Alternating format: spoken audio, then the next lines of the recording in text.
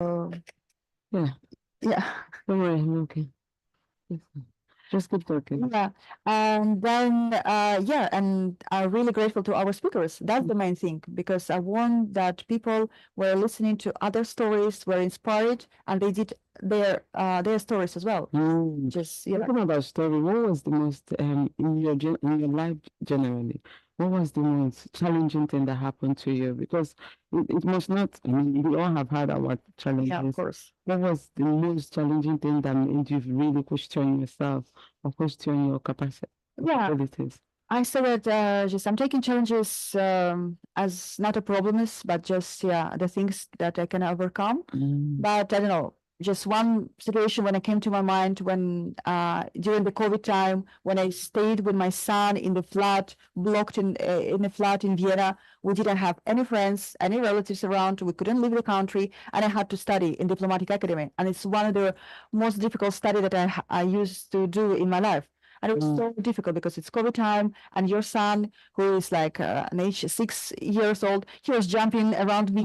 I was doing these classes, I was doing exams, and and also like I was scared because we didn't know what's going on. Yeah, when in the beginning of COVID time, so yeah, and I went to their shopping center like just to buy some food, and yeah, left him with another phone just to be in contact with me. That was like a big responsibility when you have a kid.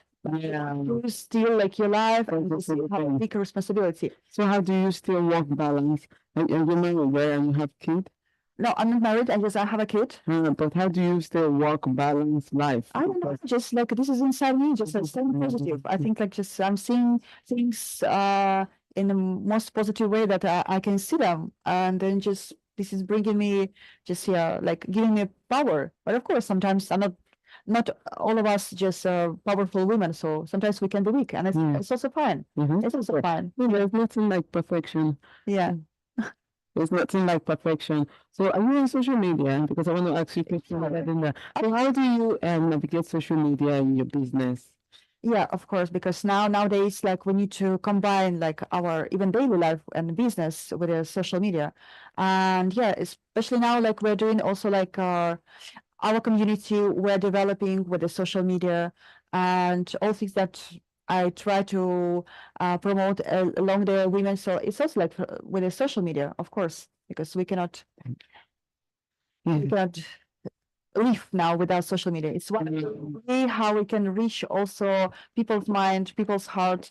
Yes. So, but we need to use it like properly in the right way because people they're using this in a not right way. Yeah, but that's also the thing. That's also what I want to ask you because there's just a thing that each time, for example, I don't know, girl A every day her picture pops up your feed.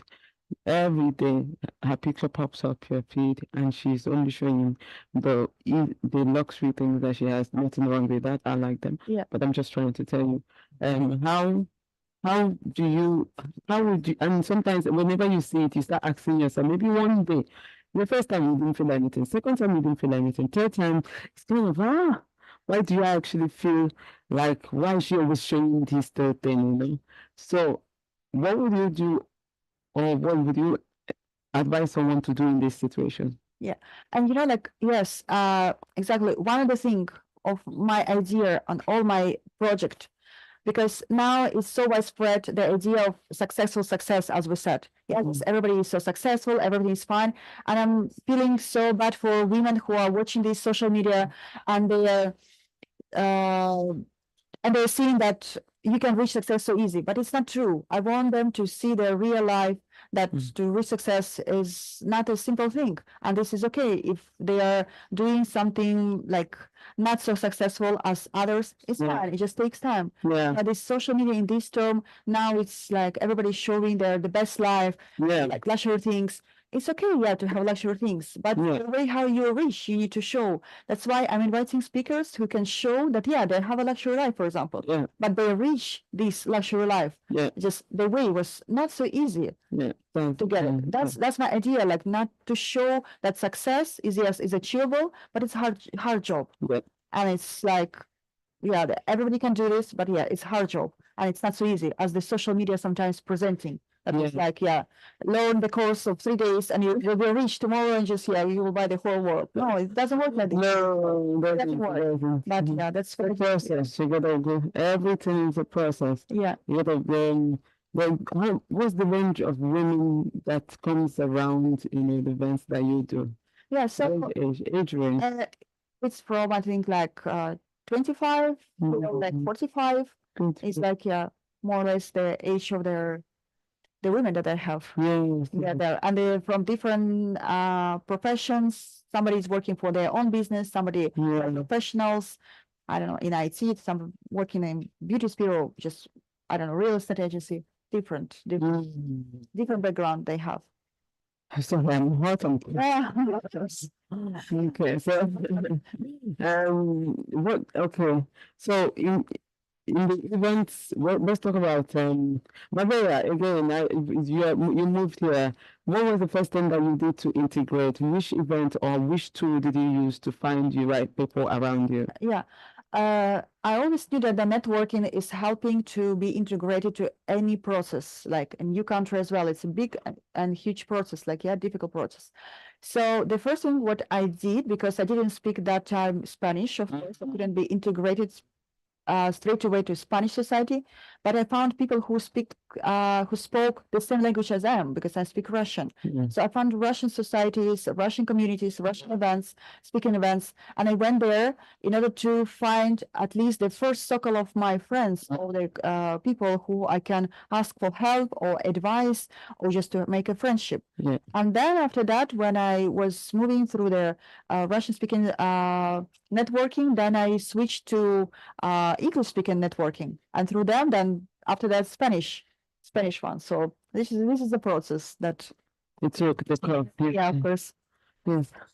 Well, it's it's quite interesting. What would you say that ever took you out of your comfort zone? I'm okay because I'm always living in out of my comfort zone. Because even to come here today, I just and then just I got this invitation just like yesterday late night, and then today just okay, so I organized everything for my son and everything. I said like okay, so go to your things, do it because I have these things, and he's so proud. He's like, oh yeah, can I watch you just that's amazing. That's a out of comfort here sometimes, but I like to do this because otherwise you will not achieve anything. You need to do progress, and if you keep going on the same level and avoiding all fears that you have, you will never reach something bigger. And as soon as you get involved in challenging yourself, like you are doing now, oh my God, so great. Just the whole world is watching you. Just this is the thing, just that incredible to do in life. Thank you so much. Thank you. Thank you. Do you have the support of the Ayuntamiento, your event? Not yet, but we're planning because I want to do this more officially, just like on a official level, because there's such a so many different like foreign societies here, and like Russian speaking society is one of the biggest one here. So I think that the Spanish authorities needs to listen to people who are from another countries and way back. Thank you so much. Thank you so much. Thank you a lot. Thank you a lot. You're doing good. You're doing best. You're doing best. Yeah. Okay. Thank you. Thank you you. a lot. Thank you. Okay. What do you need to tell them? I don't know. Okay. I can't control it. Only 4 hours, Clara. Yeah. 4 less hours. Okay, you can do this. Okay, you have done 51 hours. No, you're not going to give up on you. Don't give up on yourself. Okay.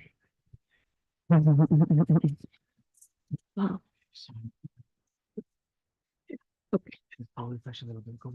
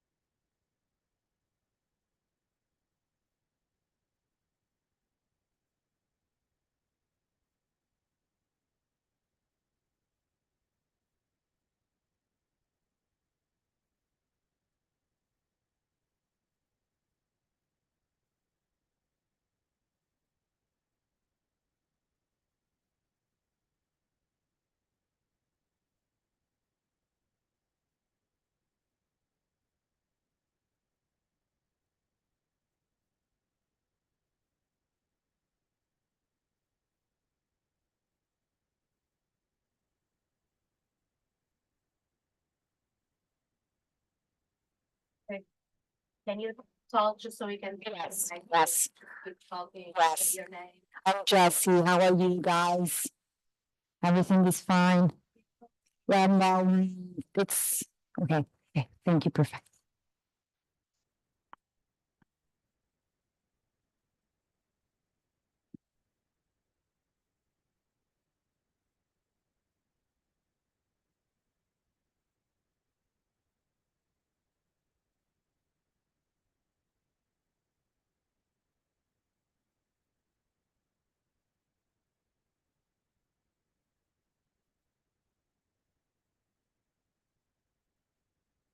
So the thing is, there's no, I mean, we have to talk. Me or her, we have to talk. Yeah. This is the thing. It needs to be the one asking questions. Okay. Yeah, a minimum of 5 questions.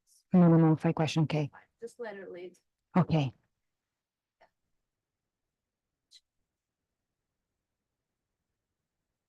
5 minutes, 6 minutes.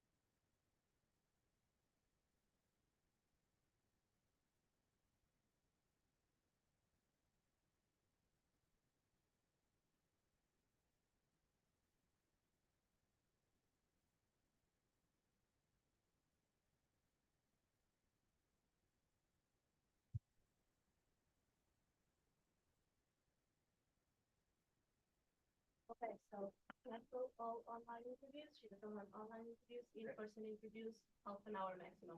She came to Mark, she said that like as long as quanto mais tempo, por as entrevistas, o cérebro dela começa a aturar e ela não está a falar reta.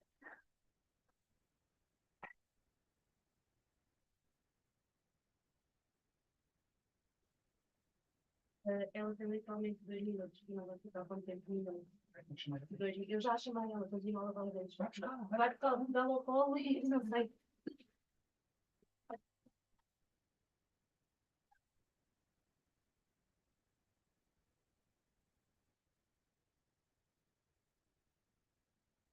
Yeah. It's my meditation. Yeah.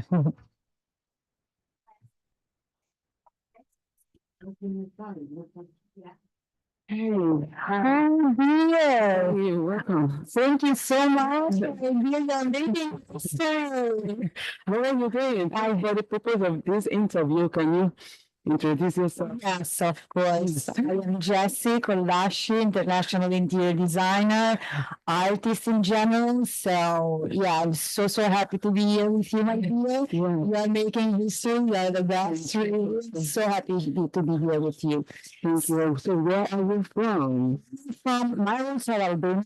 So I was born in Albania, but I was raised in Italy. So when I was a little girl, my parents moved. It's going into From yes, yeah. They moved in Italy, and I was raised there with those two amazing cultures. So Albanian culture and Italian culture. Wow, Yes. lovely. But okay, why did Chelsea leave Albania to where was your moving part? You moved to Italy, if I remember. My parents, so basically when I was 4 years old, my parents from Albania, they decided to provide me a better future. So Albania is a place as you know, coming from, let's say, not the best part of the world, you know, the struggle of like being born in a place that economically or socially was not so developed. So they decided to provide for me and my brother a better future. So they really did that trip The parents were the ones that took the trip to Italy. right, when I was 4, we rescued our life. I mean, we endangered our life actually to cross the Adriatic Sea. So I'm daughter of immigrants from Albania. So yeah, and they wanted, especially to provide us a better future, not only economical, but also for the values and for the opportunities. The opportunities. Opportunities. I mean, who doesn't want to get a better life? Exactly. And that is why they keep pushing and keep moving forward. Exactly. But then, what was their when they got to Italy? What was their first settling down? How did they settle down? It was very difficult. It was very difficult because I was raised in Bergamo. Bergamo is a very wealthy city in the north of Italy, the industrial, where basically there were no, it's not like today, so there were not so many immigrants at that time. So being from Albania, you were always considered like inferior, or you are coming here to steal our job or to steal our opportunities. So we kind of help you, but in a pity way. So we were always like considered the last one.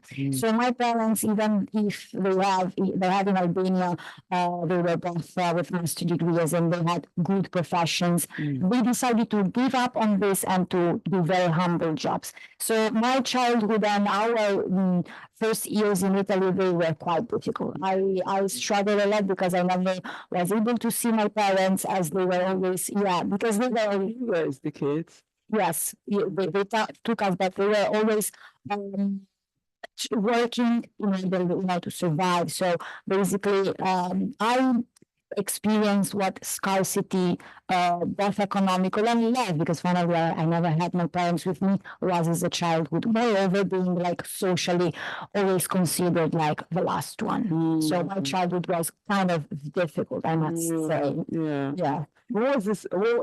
At what point did you connect back with your parents again? Did you know?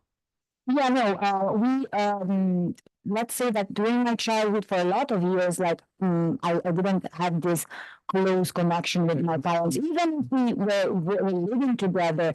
But let's say that, we were living together, but they were always working. I was always with my brother that is bigger than me, taking care of me. So actually, let's say that I started to in my teenage years, then finally, let's say that I missed a lot in my childhood. I missed a lot. And moreover, we were only four.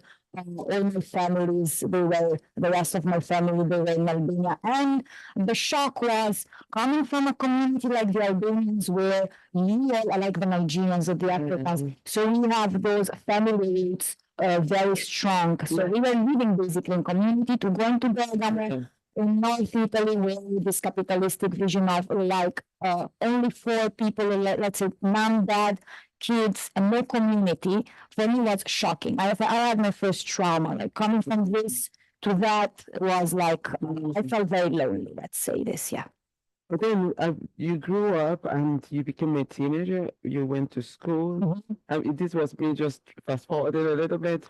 What was at this point you start recognizing that there's some things you don't want when you grow up? Exactly. What was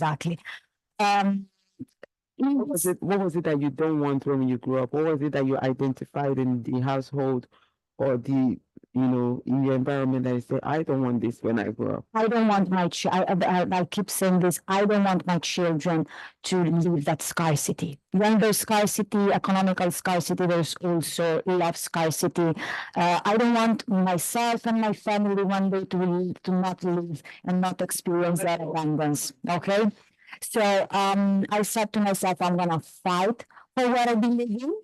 I'm gonna provide for myself a better life, a life where there's no injustice, where I don't have to feel bad for who I am, and I don't have my children to experience the same again. So I just, in this solitude, I had just one thing. What? My art.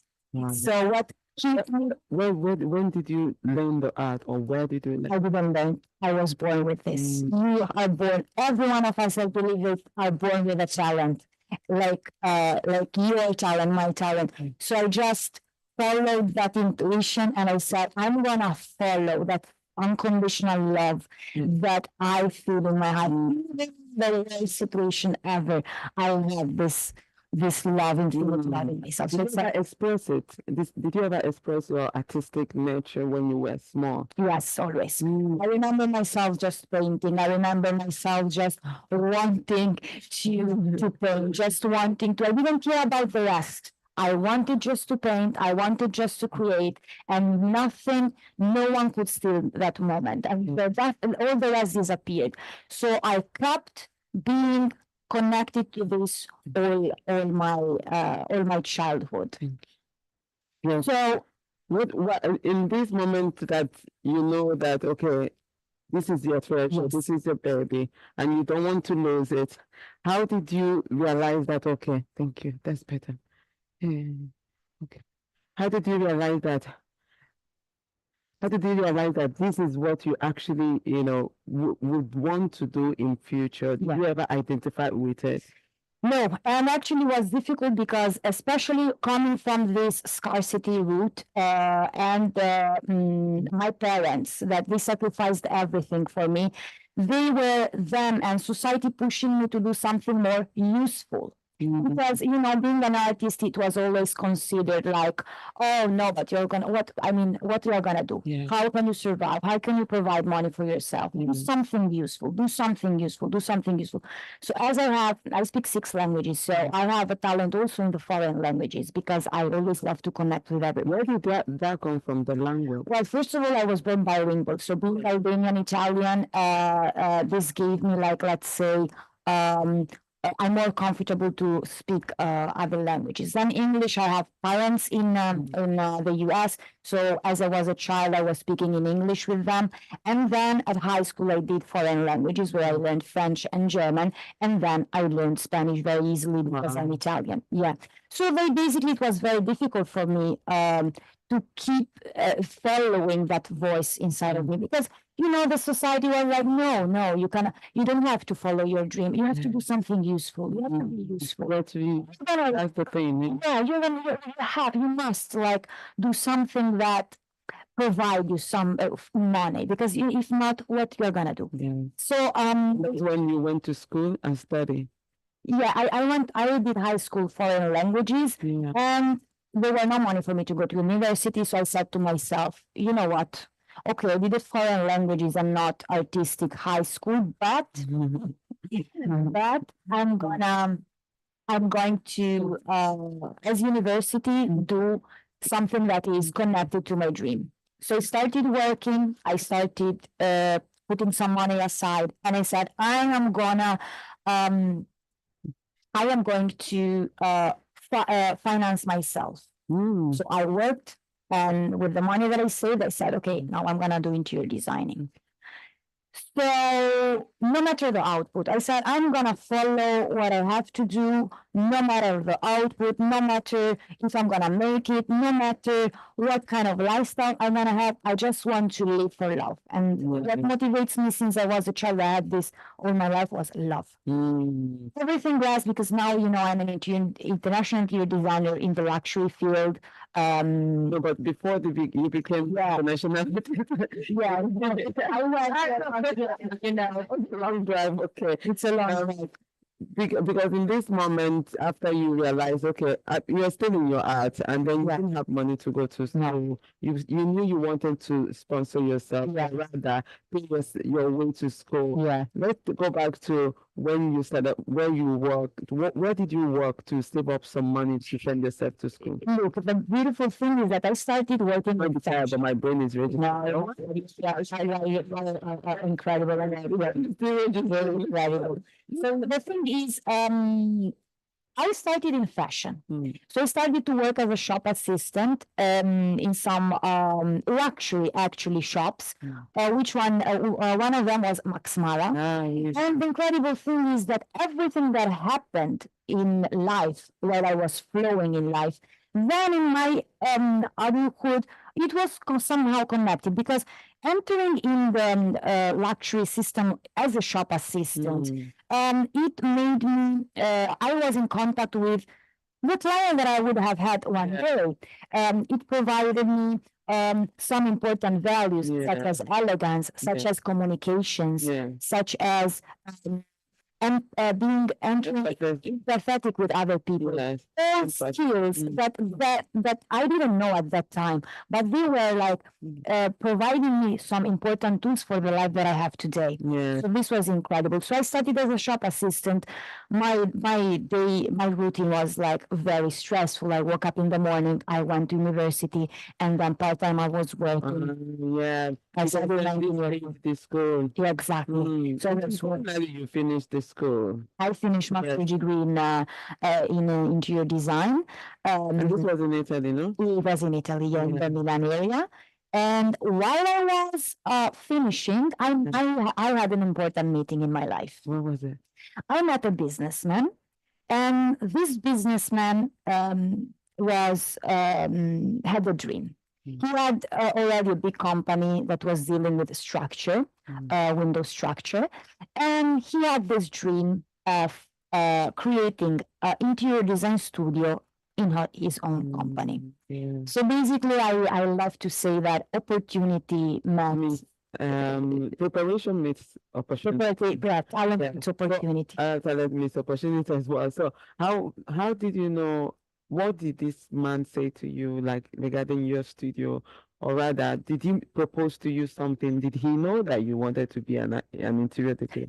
No, I was freelancing. So I was a freelancer interior designer, and I was actually, like going to events, seeking for opportunities. And, we met each other. We found each other. We had, somehow it was meant to be. So basically, I was, as a young artist, with no finance. I was searching actually for an investor, and he was searching for someone. Oh, really? Yes. So that was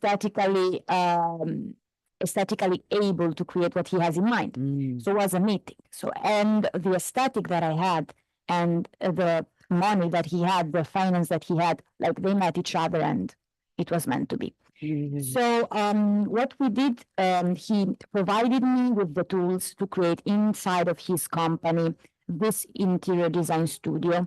I had the totally lead. So I built this. I also selected the people, my team, and it was the start of a dream. That was the first job that you ever had. It was not a job. I was freelancing. It was like a project. It was a project together, a vision that we had together. Yeah, still, it's more like your first.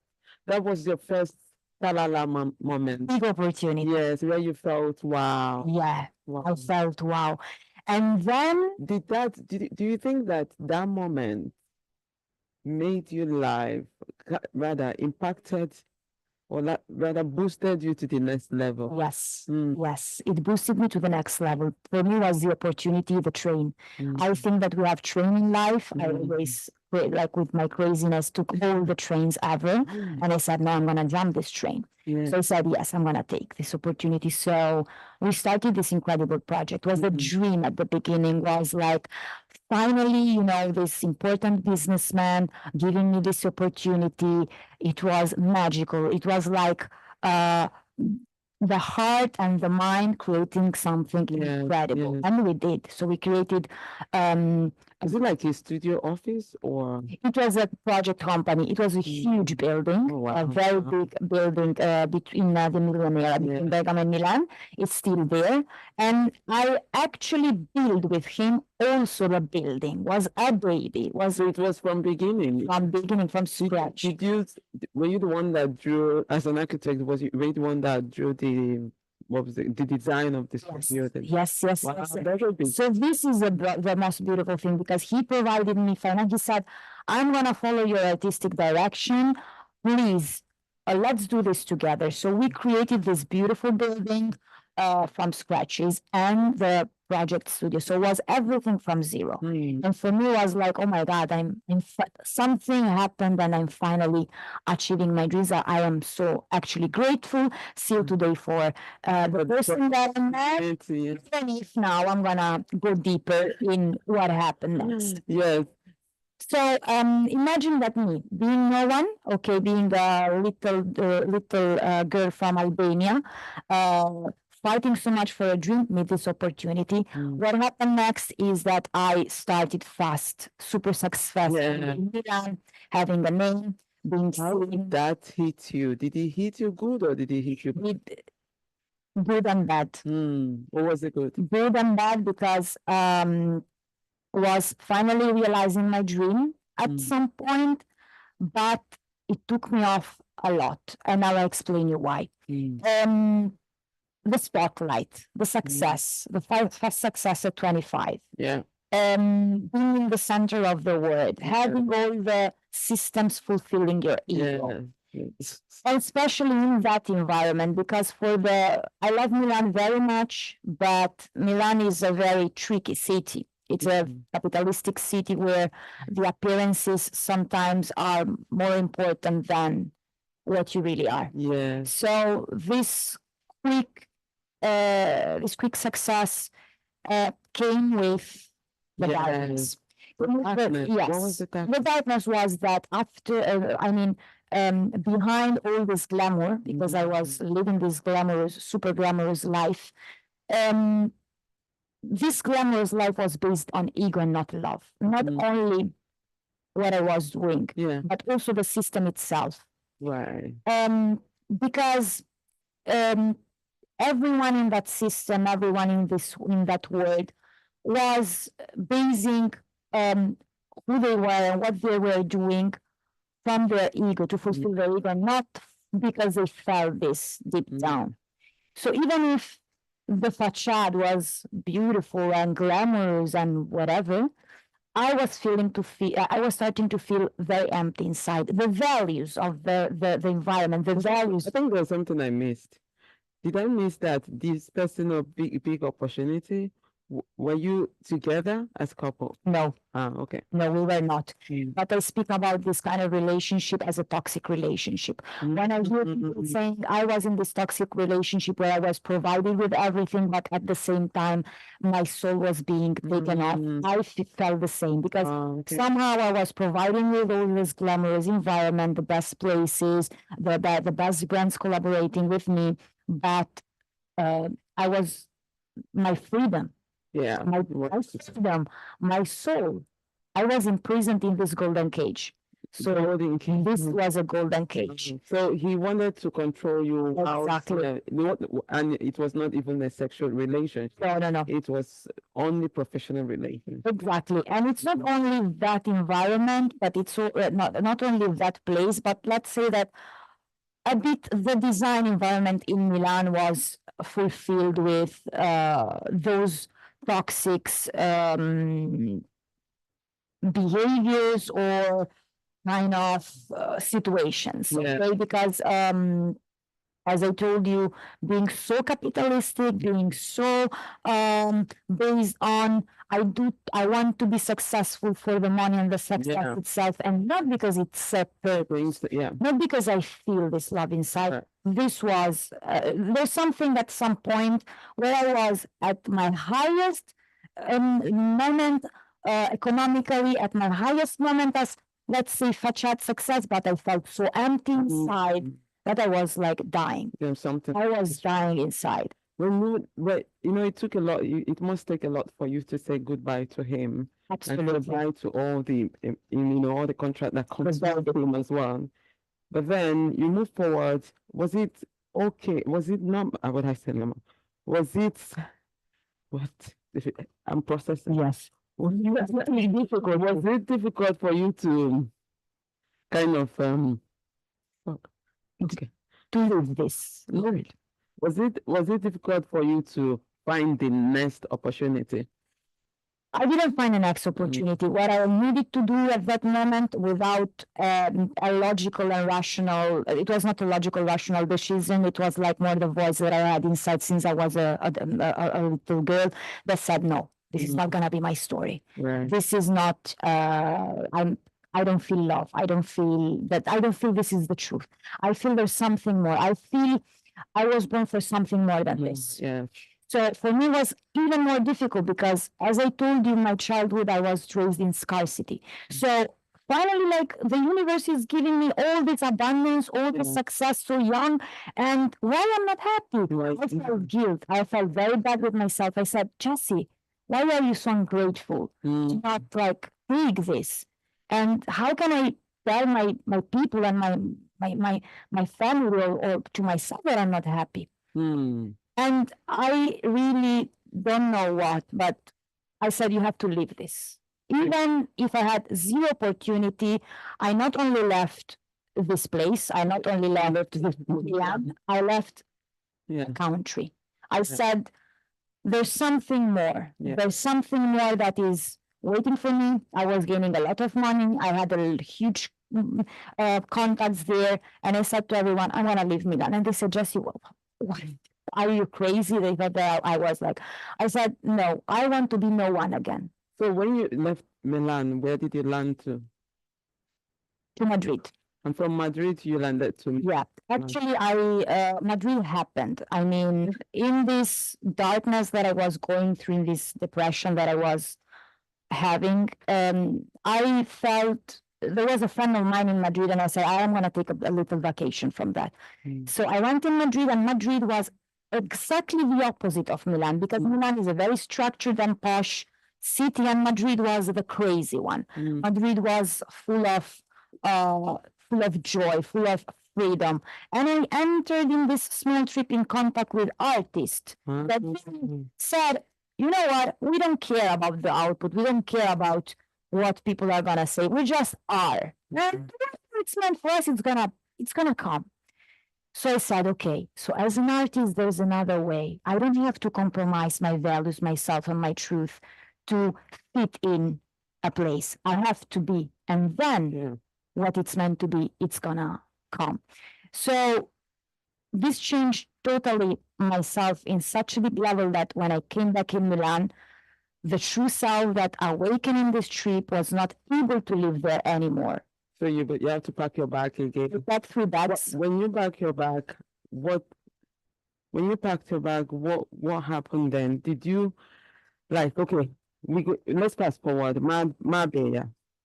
In Marbella. Because you said goodbye to all of this, to everything that happened, and we dropped to Marbella. Yeah. And then you just throw yourself in a city where you don't know. Nobody again. You didn't know anybody. Nobody in Madrid and nobody in Marbella. Marbella is a consequence of Madrid, actually. So in Madrid, I basically said, I'm gonna just live the life. I was not working anymore. I said, I don't even know if I want to be an interior designer anymore. I was so disgusted by that system that I said, you know what, I'm gonna flow, I'm gonna improvise, I'm gonna just live. So I lived for a long time, like 4 months without doing nothing. And I met again another opportunity. I met another person that, it was meant to be again. So in Madrid, I met a collaboration studio also in Madrid, one of the biggest in Spain. And I said, okay, let's enter again the interior design world, but being more stuck to myself. So I met this person, and I met those colleagues, those architects in Madrid, and we started collaborating. And what did you do different this time that you didn't do the first time? I did nothing different. I was different, and I was aligned to my true self. Right. So I was not compromising anymore, because when you're in months, Hunger. When you're in a place of hunger, of love, you say, you know what, oh my God, this is the best I can get, take it. But at some point I said, you know what, it's too high, the price to pay, it's too high.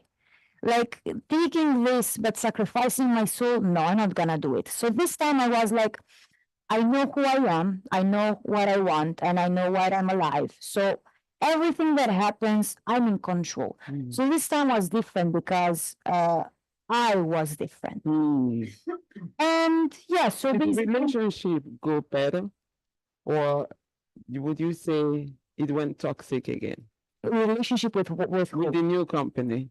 No, no, it was not toxic anymore. Yeah. Absolutely, because I was not. I can never stay in any kind of relationship, lover relationship, or job relationship, or colleague relationship where I don't feel that my values and my truth are Yeah. aligned. I cannot do this anymore. I have a promise with myself. So no, it was an amazing collaboration there, and somehow again I had this intuition. A colleague of mine told me, Jesse, I think your place in the world is Marbella. And he kept telling me, he said, you know how you are, how your place is Marbella.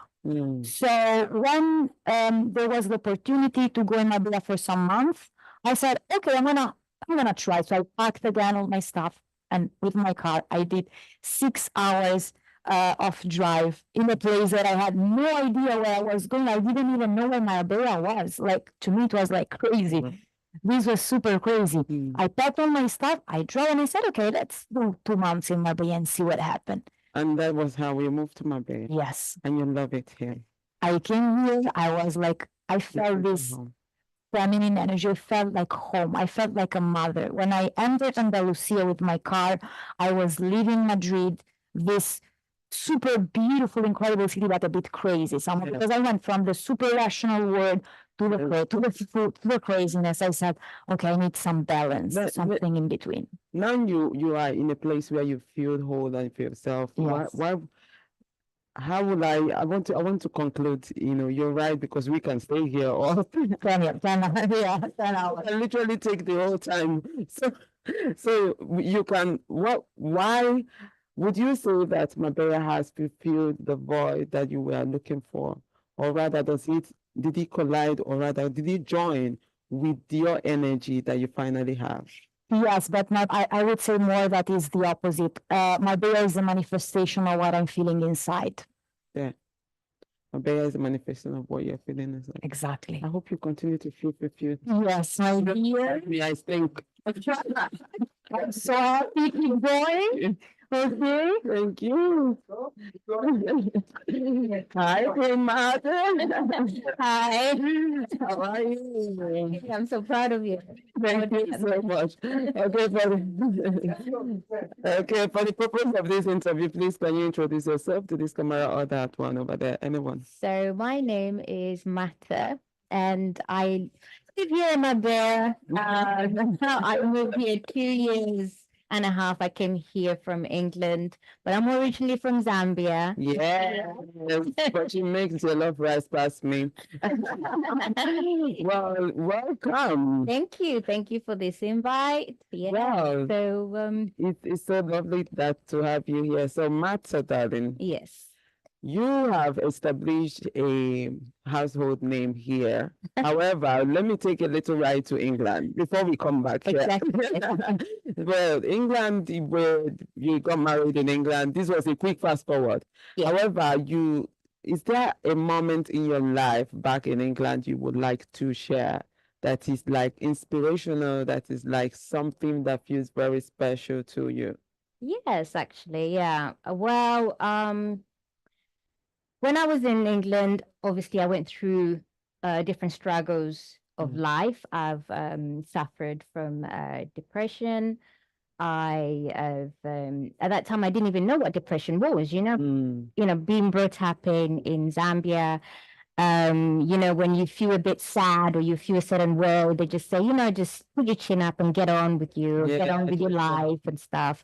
So you don't really understand what it is, and that you can actually get help for it. So as what I was experiencing there, and as living there, I started to understand more of the depression, why, events that can lead you to depression, because I've had serious events that led me to that depression. Would you share one event? One event. Yeah, for example. Well, for example, I had a very nasty divorce in Denmark that led me to have this depression. I was quite young and naive, and I didn't really understand that, you know, you can actually find somebody who's like that, who's completely nasty and who can actually really destroy you in that way. Because before that, I was fine. I was a dispensing optician. I worked so much, you know, and so I didn't really realize that that would bring me down to that level of, you know, level of that experience. But after that, I did seek help from a doctor, and they said to me, and at that time I was like, they said to me, Marta, it's okay for you to get help from us, you know? So when you've got a broken leg and you're just going to leave it and walk, you know, depression is also a disease. You need to cure it. You need to have help. You need to have either medication or therapy, you know? So that I started to understand, because I was a bit ashamed, you know, even to open about it, especially as Black women. Sometimes we're quite ashamed. We don't want we don't want to show the pain that we're going through. We suffer that pain alone. You know, we don't go out and say, oh, I'm suffering. We do it alone. So it was very difficult for me to reach out to people and say, you know what, I actually do need help. And thank God I did that, and I reached out, and I got my depression. I in that way I started to live life. I, you know, found my husband, who is Philip. And you know, now we're back in London. In London. You know, and I remember very well when you know, when I met, I never thought I would actually meet somebody, you know, after that nasty divorce, you know, with everything, you're closed up. You know, you don't even have that hope, and you're feeling yourself and say, how can I meet anyone, you know? And I didn't have any confidence, nothing, you know, and when I met him, he was going through the same thing. So we actually helped each other, because he was going through a nasty divorce and I was going through a nasty divorce. So we started to make healing process. Yeah, we got a healing process together, you know. And as we stayed in England, we then had Sander, my little one, who's 6 years old. So when I was pregnant with him, I had a lot of difficulties with his with pregnancy, you know, because of a different type of blood type that I have. So, you know, we ended up being in hospital a few times with him. So he was very, very, very ill over and over again. So then we decided after COVID, we said, no, you know what? We need to leave this country. We want to go somewhere where it's nice and cold for him and everything, because he was very like affected with I think it was the weather.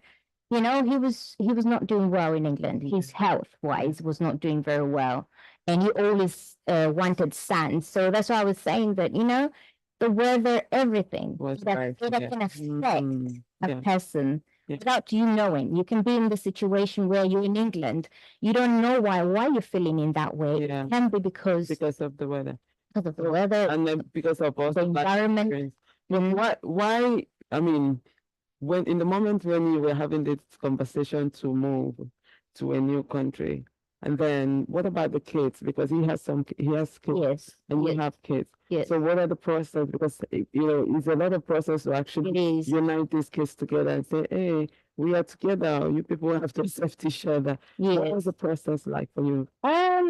You know what? It's like the best thing that I did was he handled the situation with his kids alone, and I handled my situation with kids alone. But when the kids were together, we had to show that love, you know, that like, well, we are loving, you know, the family together, you know, the togetherness, because of course, you know, in each relationship you're going to have problems with the ex-partners influencing the kids to act a certain way.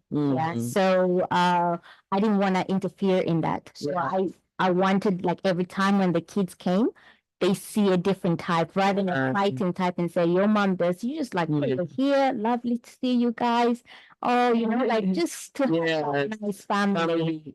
Although it's very difficult dealing with it, but you At have the end to of the day, it's still something new. exactly. Yeah. But it worked perfectly well. We have amazing 6 kids together. Amazing. Yeah, and yeah, well, I'm the only child, so it's really nice. God blessed me with all those kids. Yeah, And, they're lovely, So yeah. And then you decided, and then you packed your bag. Yeah. And what happened when you moved to Marbella? How did you find it? So, well, again, the universe is how the universe just works and puts you in a situation. I've never been to Estepona or Marbella. I've been once on holiday, so I didn't really know. And Philip wanted to move to Cannes, and I said, I know this place, Marbella, and I think the weather's we should live there. And he was, okay, fine, have a look and see what house you want. And so I was looking through, and then I found the house in Estepona. I'd never known about Estepona, but my universe, my soul was that that's where I belong. So I told him and said, Philip, can you please go to Estepona? There is this appointment for you on this day, and go and view the house. So as he came here, he went to Estepona, and I used to watch a program in London called The Place in the Sun. And I was watching The Place in the Sun, and guess what happened? While Philip was here, the same property came on The Place in the Sun. And I was like, wow, this was meant to be. Okay. And so we came here, we did not know anyone. As you remember, I didn't know no one. It was so strange for us. I was like, you know what? I was Googling everywhere. So I think you were actually one of the first people I met at the school. Yes, our kids go to. Yes. So, and then from there, I started, networking, meeting different people. Marbella is a very easy place to meet friends. Yeah, very, very easy. Very, very easy. It's hard. It's harder when you're in a bigger town, I think. Yeah. When I was in London, it was very difficult to make new friends. Here, it's unbelievable how you can make so many friends. Yeah. And they're so lovely, really nice people. Yeah. People from all over the world, they're all here and wanting the same thing. And that's a good, to live together, be successful, and achieve, Yeah. So what was it like? I know that your story. I know your story because I know it's very, very, it's very, very inspiring because no matter how much time it hits you, you rise again. Yeah. What would be your technique?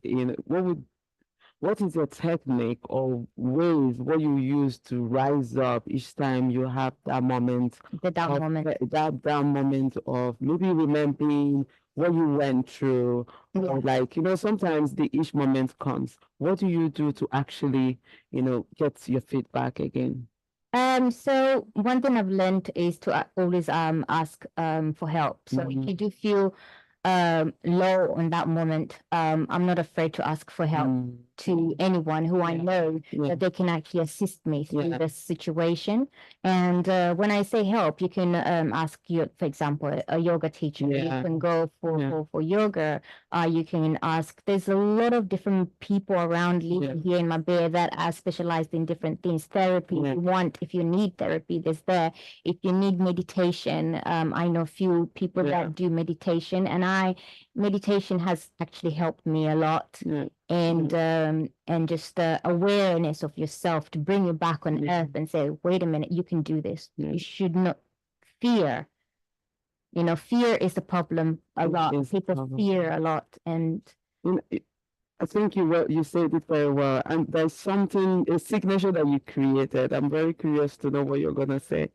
You created that every year on your birthday, you're going to celebrate it like there's no tomorrow. Why is that important to you? I think I know the answer, but I needed to come from you. Okay, so growing up, when I was little, I never had a birthday party. And I remember when I was growing up, my friend always had birthday parties, and I never had. And I remember I used to wish my dad to come for my birthday. And every time I would meet him somewhere, My dad wasn't really there in my life, but when I used to see him, he'll be like, "Hi, I'll come for your birthday," and I'll wait for him on my birthday with like waiting, like, "Oh, my dad is gonna come," and I was so excited, and I was always disappointed a lot because of that. And then, yeah, so as I was growing up and with all the life experience I went through, I then decided and said, you know what? I'm going to celebrate every birthday that I'm going to have because I'm thankful to God that I'm here with all the things that I've gone through in my life. I am still here, no matter what, I'm still going. That's You know, really, really so lovely. that's why I celebrate to say thank you to God. Yes. I think it's very significant. In as much as it's as fun, I think it's very significant. What would you say that Martha will? I asked you one time, would you ever want to go to a reality show? I don't know. Remember when I first came, I was so eager to do it. Yeah. And now it's like, I don't know. I know. My kids always say to me that, Mommy, if you had a camera following you, you're quite funny. You're a funny character. The things that I do, you know, without me knowing that I'm actually quite funny. So I don't know. I'm not too sure. Maybe one day. Maybe one day. Never say never. Never say never.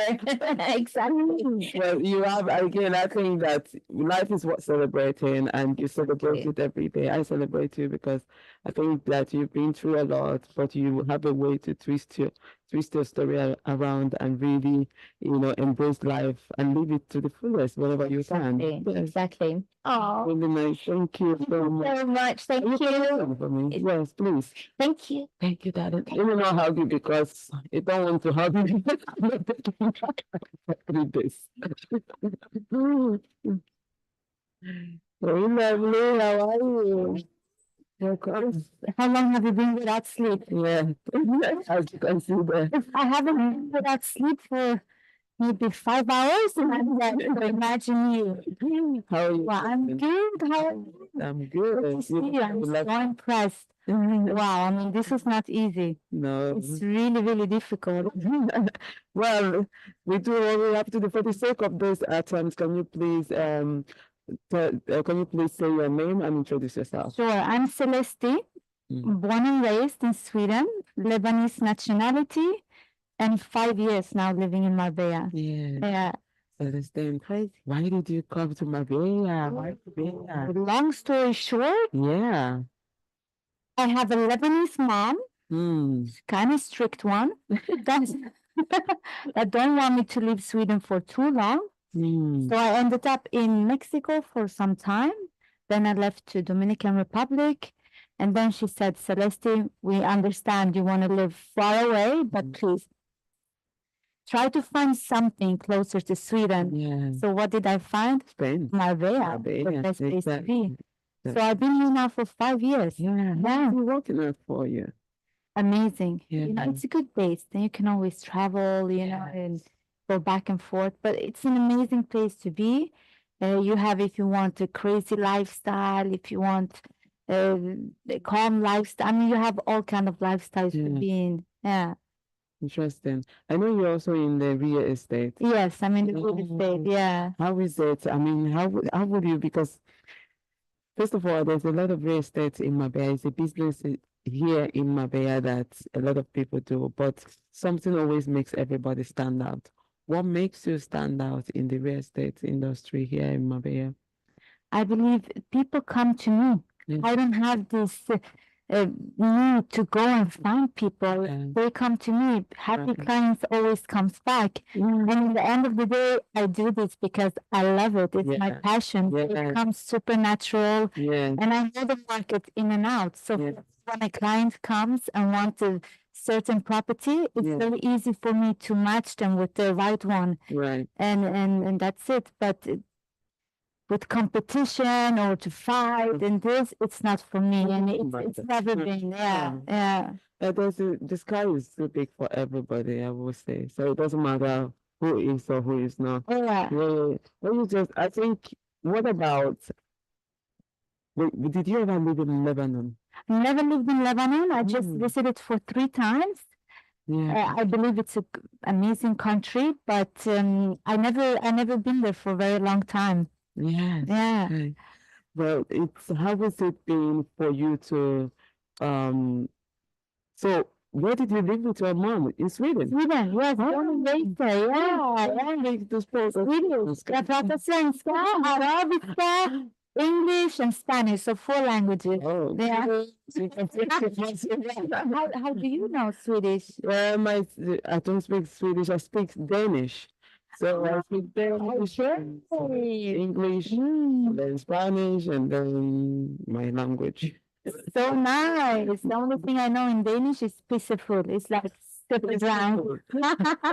Ja, ungefär alltså. Jag alltså första svenska. But you know, you are in a space where, Marbella, you're in a space where everything is very, glamorous and centered. How were you able to balance yourself in the midst of all and still remain authentic? Just have to be yourself. Yeah. Yeah. If you're yourself, you don't have to maintain an act. Yeah. You just are you. Yeah, If experience. makes it good. If they don't like it, even better. It's life. Exactly. What about, we go back to where you grew up? What was upbringing like in Sweden? I mean, Sweden is a nice country, but obviously it's not for me. Yeah. For me, it's a very, I'm sorry for everybody watching, but a nice country, but it's not like Marbella, it has a lot of sun here. People are happy. I grew up in a small city in Sweden, in between in between Linköping and Jönköping. Is a very small one, and I had kind of strict family. So I know back then that whatever I did, I wanted to get out in the world, and I want to show my inner child that things can be done. Yeah. And until today, I love to prove myself that yes, things can really be done. What is it about your childhood can you identify with your non-personality?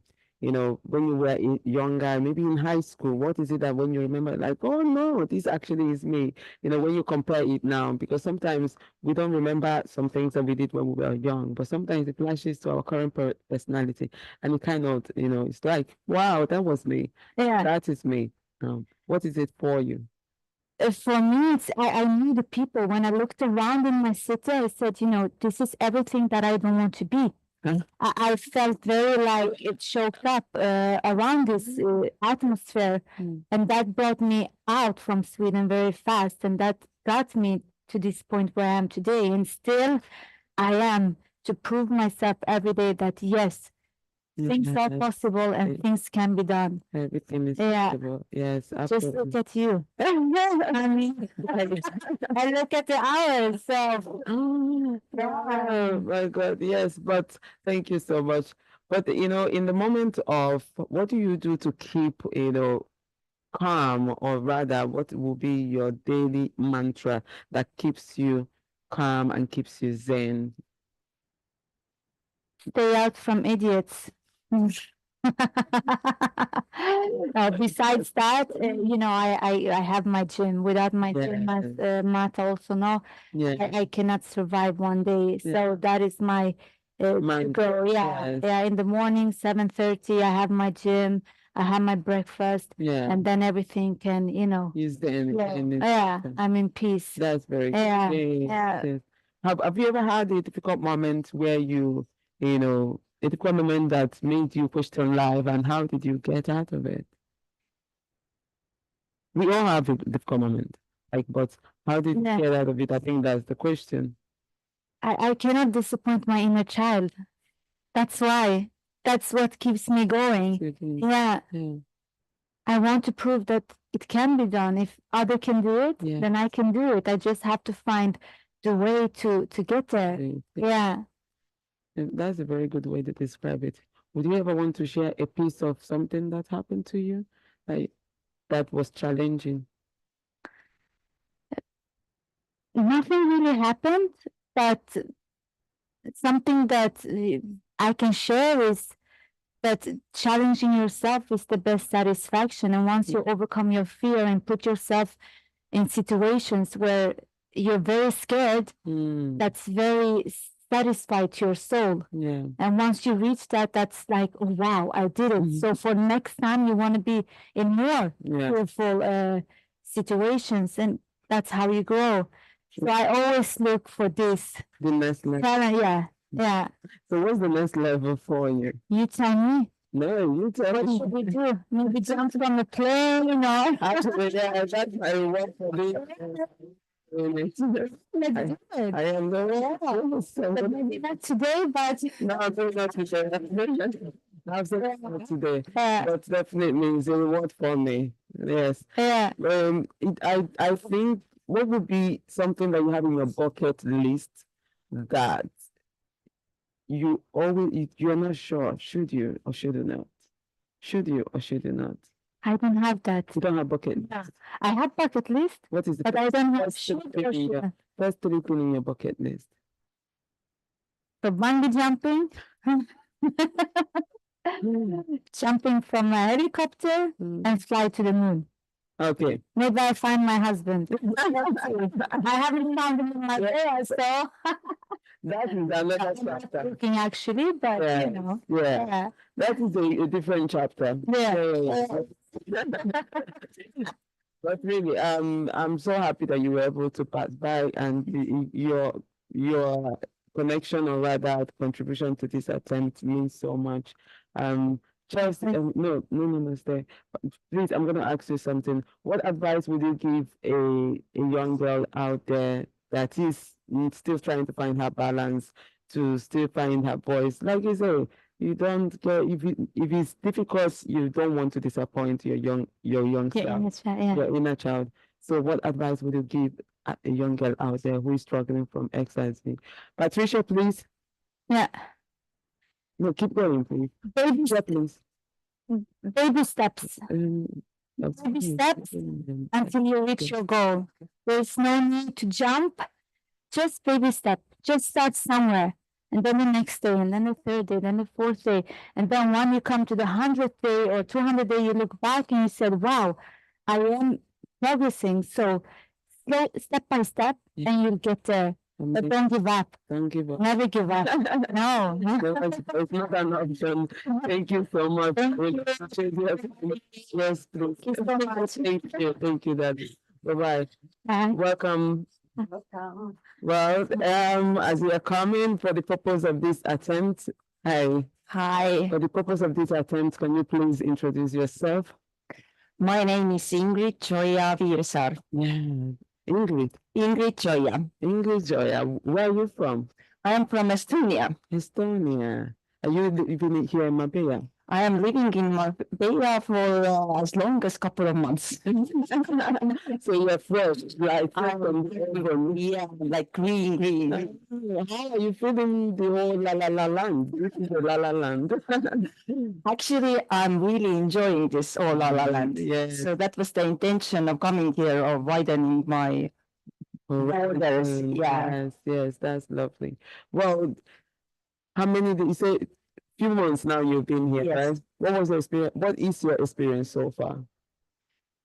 My experience in like one or two sentences would be that everything is possible if you only want to change something or experience something or leave something behind. Maybe that would be the key.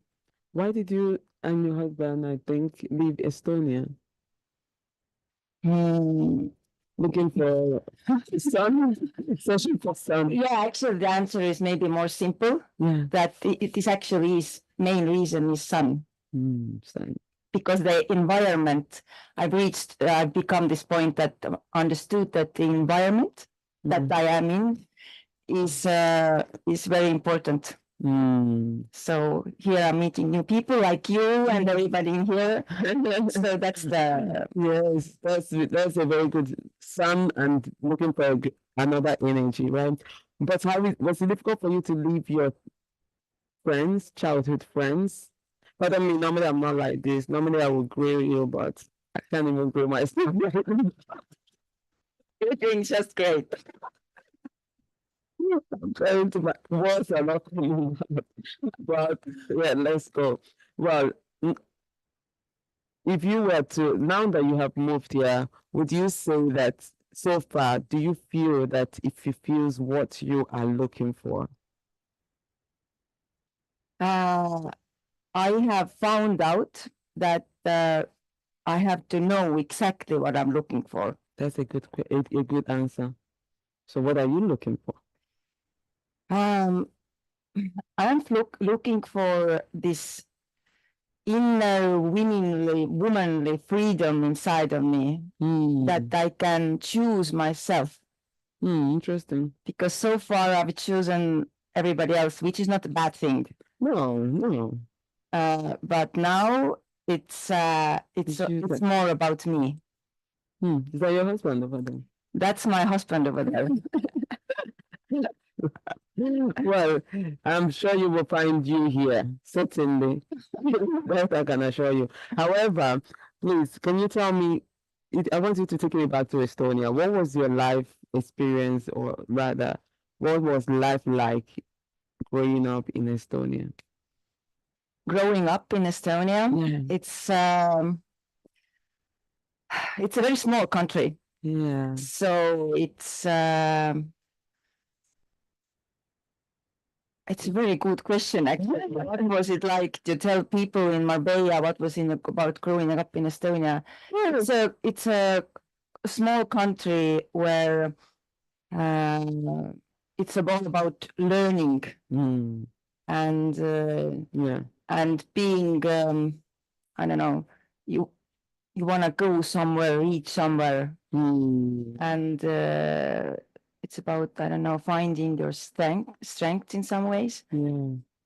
But how would you describe the women? There's something you say that's actually very profound, or rather that got my interest. You are like that you are looking for something for you, that you've always given a piece of you, but not for you, but not in a bad way. But again, and I understand you. Women are meant to, we are givers, naturals, but then we forget about us. What is it that you want to give to yourself?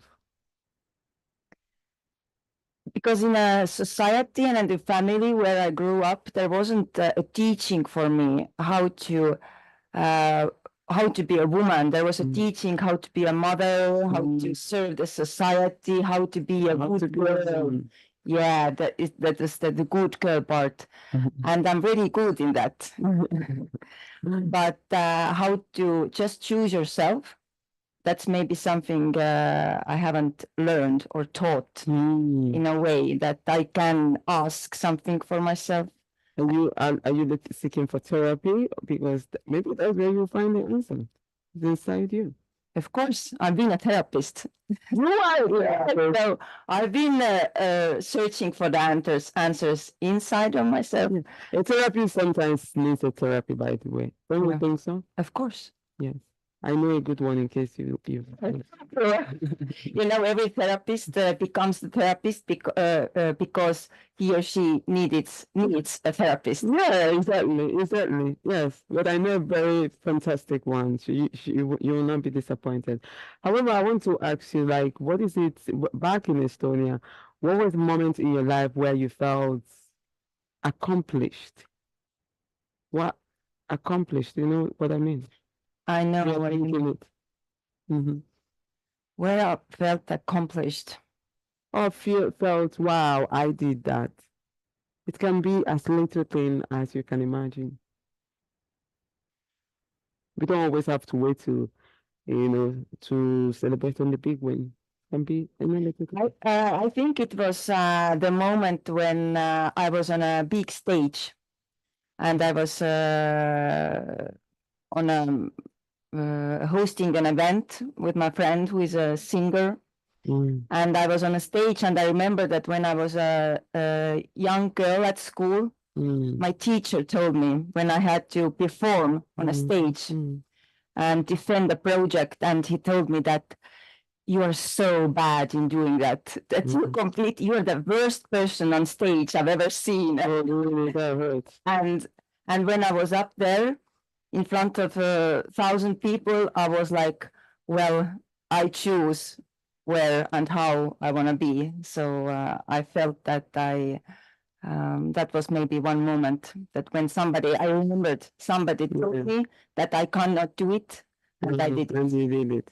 Wow, that's amazing. You should be proud of it. Yes, I did it. It was like, I know it was like this, it's quick, it was like, I did it.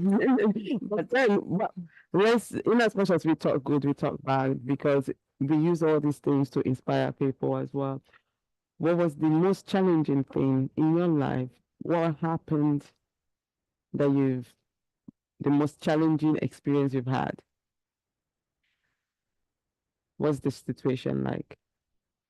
I know this moment clearly. It was the moment when I held my 3-month-old son on my arms and he was dying. Mm-hmm. And it was this moment he wasn't breathing.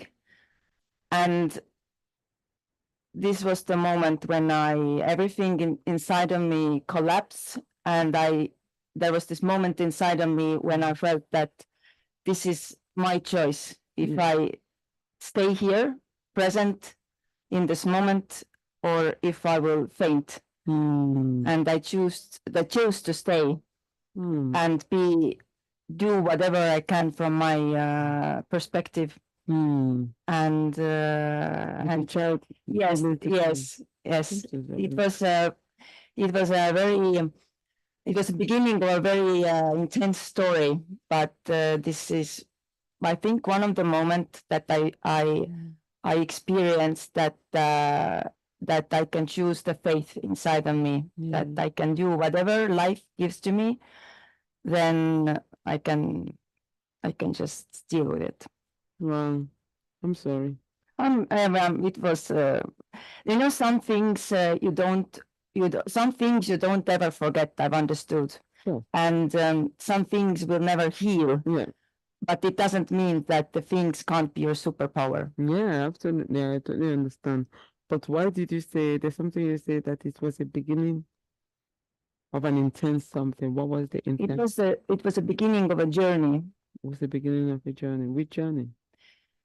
Journey of understanding that how to tie together aspects of not controlling anything in my life and taking control over my life. That I choose my experience in a moment where I can't say how it goes. It's okay. I'm okay. I just want to change position. What did this moment do to you after you lost your child? I didn't lost my child. You didn't lose your child? No, still with me. Oh no! Yes. Where did I hear?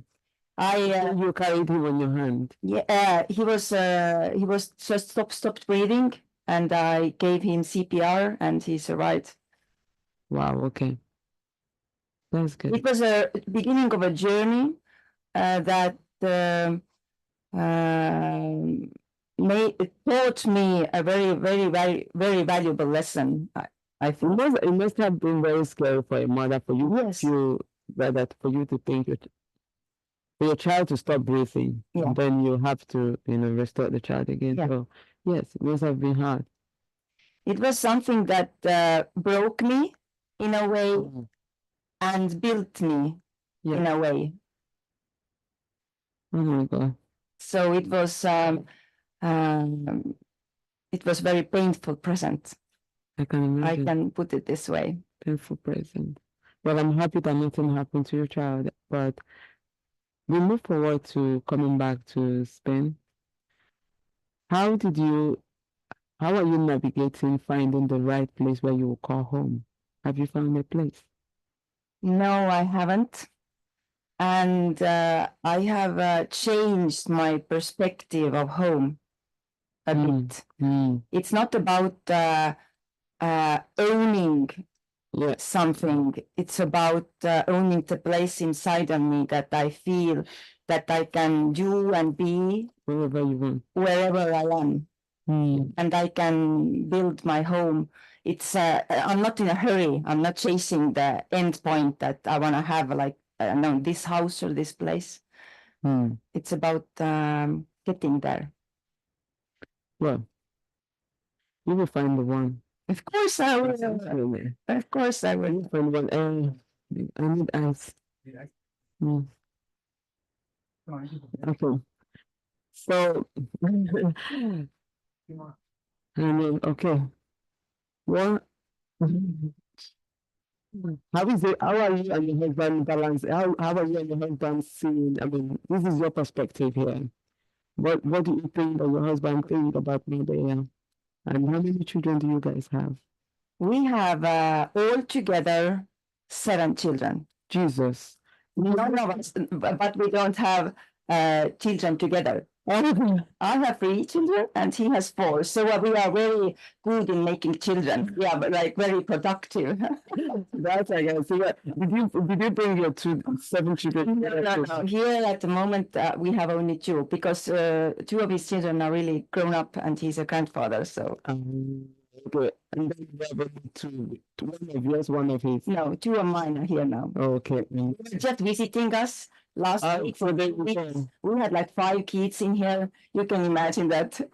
But what he thinks about Marbella, Yeah. I think he loves it, and he loves with me. Yeah. Yeah. Yes, thank you.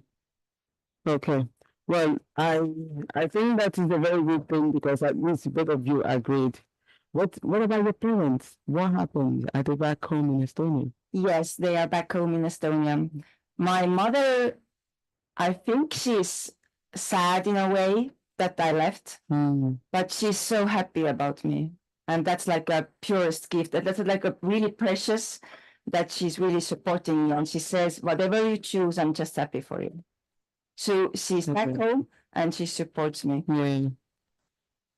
Have you been able to make new friends here? What are your social? Is it easy for you to make friends in Marbella? Yes. Easy. It is, and I'm learning.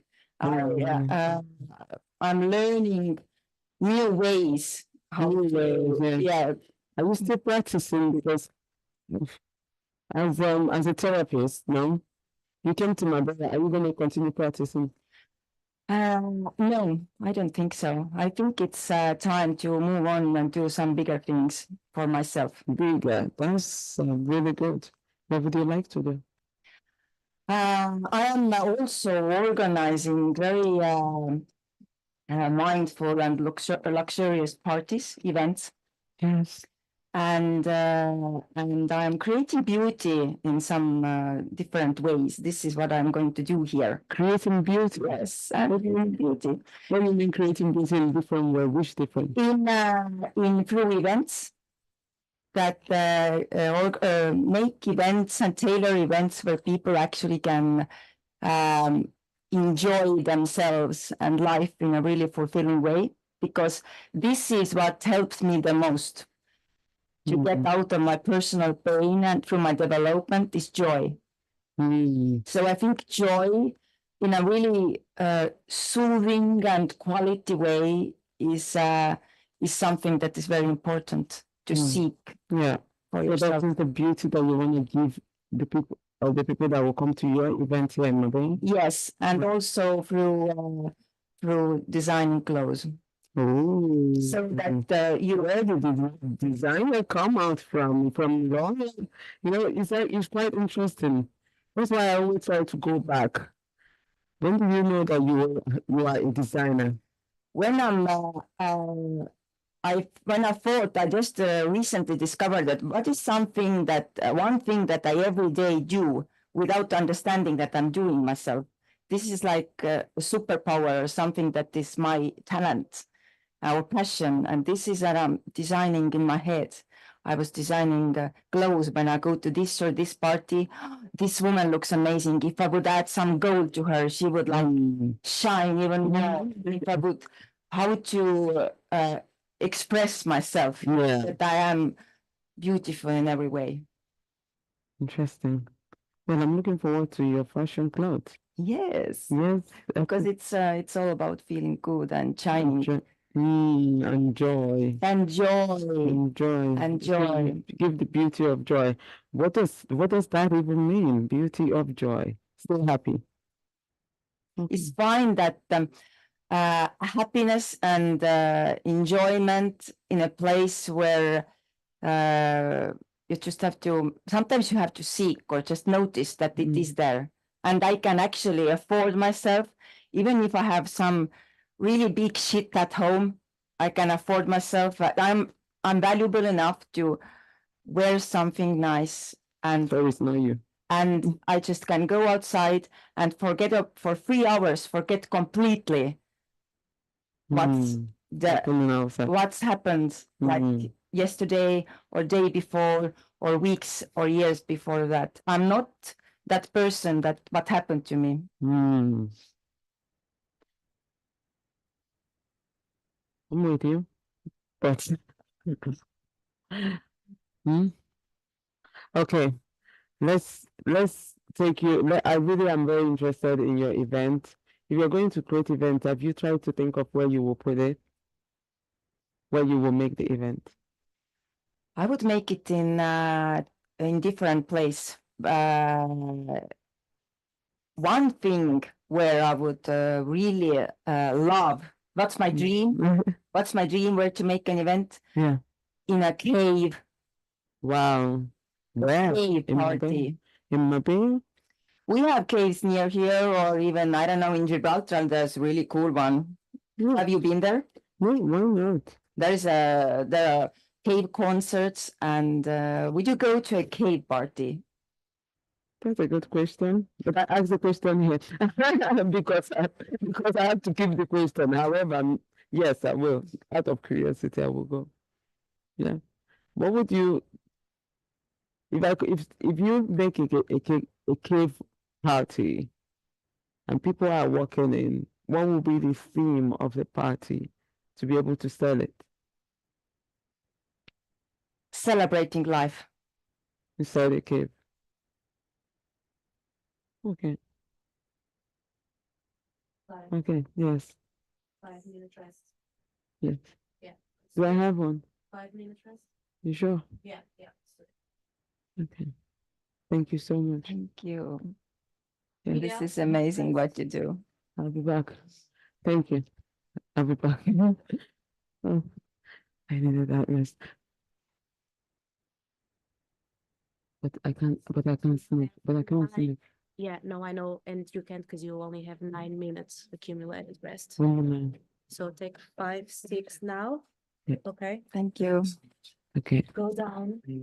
Sit down on the bed, stretch your legs.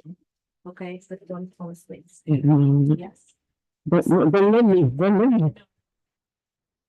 How long is to go? How long more? Where you ordered Let's say 2 hours and 30 minutes. If she wants. She can end it anytime. Hours. Or you can stop now. I know. Don't let me sleep. No, no, no, no. Sleep, okay? We ordered your food. Your husband orders some chicken salad or whatever. So you'll be fine. You can do this. Oh, this will be the hard part. Yeah. They know you have like, yeah, 2 more hours. We have guests.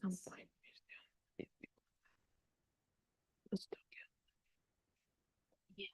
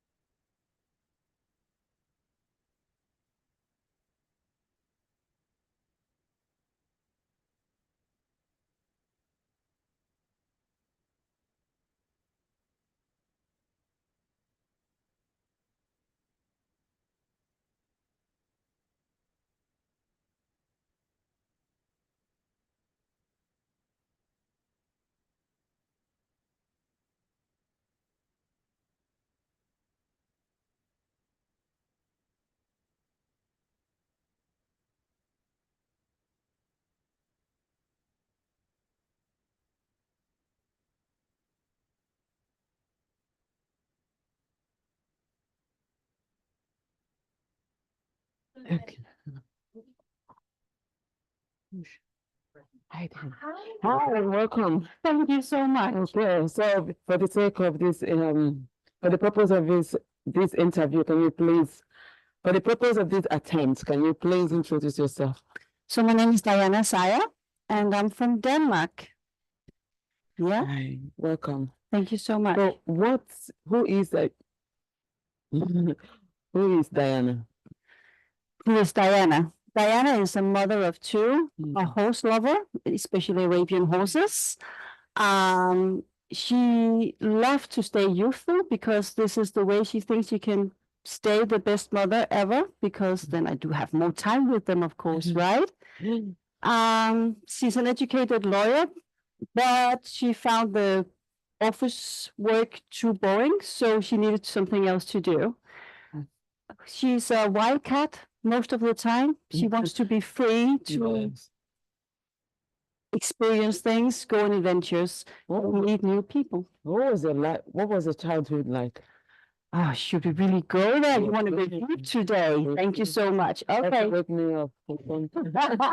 So, Give me to something. be dead honest, I grew up in a place called Christiania, where we called it a free city of Copenhagen, where drugs are allowed or were allowed, and people are selling drugs there, and they have their own little society, and the police couldn't get in that place. And when they came, they would, blast up with a riot. So my childhood was quite insecure. And Why are you living in this place with your family or just with my mother and my with your father? mother? Yeah. Yeah, it was when I was really young. Yeah. Yeah. Then what happened? Like, you mean that this street where is a place where they sell drugs? It's actually we called it Pusher Street. Pusher Street? Yes. What does that mean? Pusher Street is where, if you're a pusher, you're selling drugs. Pusher Street, yeah. So Pusher. that is the main road of this place. It's called that. It's very famous in Denmark, to be honest, but not very likable. Yeah. Mm. What happened there? So I think that I got adult very early in my youth. I needed to be able to think how to survive, and very early on, I thought that there must be something else to life than this, because I could see how much my parents were struggling, and I was so lucky that I was really in love with horses. So I also met other people when I was with the horses, so I could see other lifestyles. And I had girlfriends from outside this place because I went to school. And I met other people with other kind of lifestyles. Yeah. So I saw there was another puzzle to that kind of life. Yeah. So I was quite young when I started to think, how can I change the circle of this? Yeah. And there must be another way to life.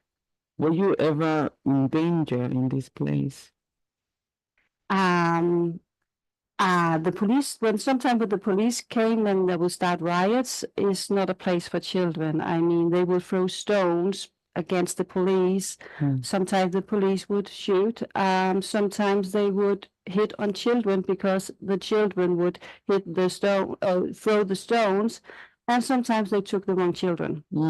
So yeah, I would say I was. Sometimes my parents would disappear because, when you're in this situation, everybody just wants to run away. Yeah. Somebody wants to stay and fight, and people disappears. Did you do there was a time, I can't remember, but did you ever had anything, or rather, did somebody introduce you to drugs or alcohol in this street where you were, not alcohol, drugs, to this street where you were growing up? See, the drugs was just laying there, so everybody couldn't see them, but they were very, very strict Touching it with children. Okay. And if they saw anybody selling with children, they would beat them up. What was it? What was your relationship with your mom? My mom I was so lucky that my mom, she took us away from this kind of life quite early on for me.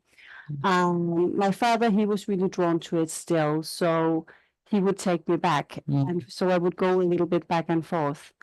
My mom, she stopped doing drugs very early in my life, but a lot of people around me will still do them, inclusive of my father.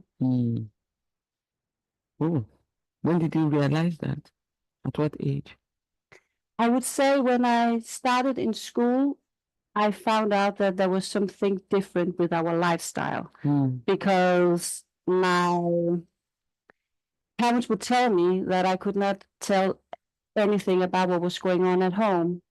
So I would have to kind of lie when I went to school, because when they would ask how things were at home or how we spent our holiday, you could not just say, oh, we did this and I saw this and I saw that. No, we have to come up with some other kind of story. Yeah. How did that affect you when you knew? Let me put it this way.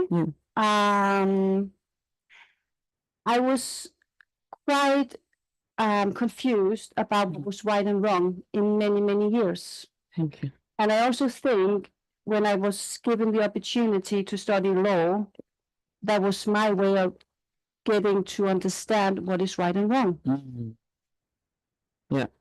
Because I didn't study law because I wanted to become a lawyer, or because I was really affected to law. It's a curiosity. But it was curiosity, and because I saw a job advert, I think it was in Ghana or somewhere, where they was seeking a lawyer to come because of some situation, not a situation down there, archaeology foundings. Yes, so they wanted a lawyer to come and take over and make everything's right for them with the contracts and everything. So yeah, then I was thinking, okay, if you can go that far with that kind of job, this is what we're going to be studying. Yeah. But you did so well. Maybe it's okay. Your curiosity was okay, because then you studied law. I studied law. But then that law helped you. Studying law helped you as well. Did you find the answer you were looking for? I think I found more like a foundation for myself in what's right and wrong. So my curiosity was more like, how should I go out in this world and behave? So I built some kind of personality which was my own, and not built on what I have learned from my mom and dad through the law. And that was security for me, because then I had this, I could be stubborn because I knew I was right or I was wrong. So what did I had, what is it called? It has a special word. What is it in Danish? Integrity. Integrity. Yeah, integrity. This is what I found. My brain is still working. Huh? I said my brain is still working. It is. Okay. Can you describe a challenge or obstacle that you encountered in your career as a lawyer, and how did you overcome it? One more time, please. Can you describe a challenge or obstacle you encountered in your career as a lawyer? Yeah. And how did you overcome it? So the biggest challenge I had was when I started in a law company, and I was still this child coming from this place. So I never felt that I fitted in. It was always, when will they discover who I really am? Because maybe I did good in school, in law school, and maybe I did good with everything, but I was still this, I used to call myself a garbage child. I know, yeah, I know. It's awful. But that is how I felt, that I came from the garbage, and maybe How old were you when you were referring yourself? oh my God, I don't even want to tell you, but that was, after law school. So I was, Oh, yeah, wow. No, not in a judgmental way. I understand. Yeah, I but understand. in a way It's that- it's really not a nice way to describe yourself. I understand. And I know that now. Yeah.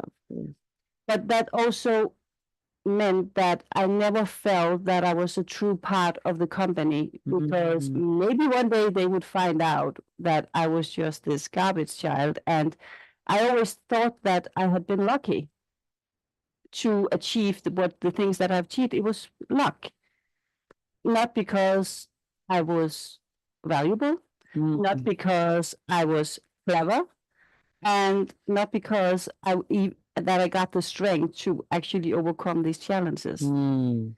It took me more years to find out that I actually achieved these things myself. Yeah.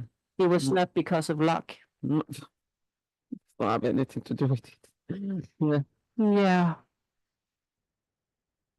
So the obstacle was that I didn't feel that I was fit for being in the law company.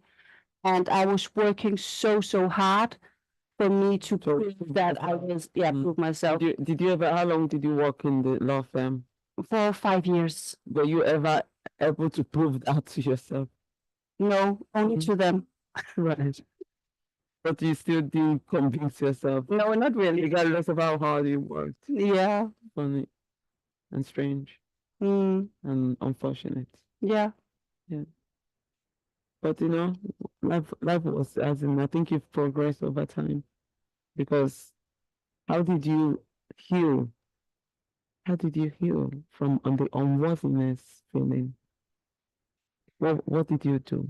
Of course, I have been doing some searching in personal growth to overcome this. And Tony Robbins has been one of my mentors. I was in a group with him for 1 year with 80 people, where we were constantly coached by Tony and some of his leaders.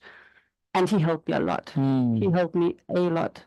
He also helped me with finding out that law was maybe not the way I needed to go, because I was never happy in the office. It was like a cage. And I was not meant for a cage.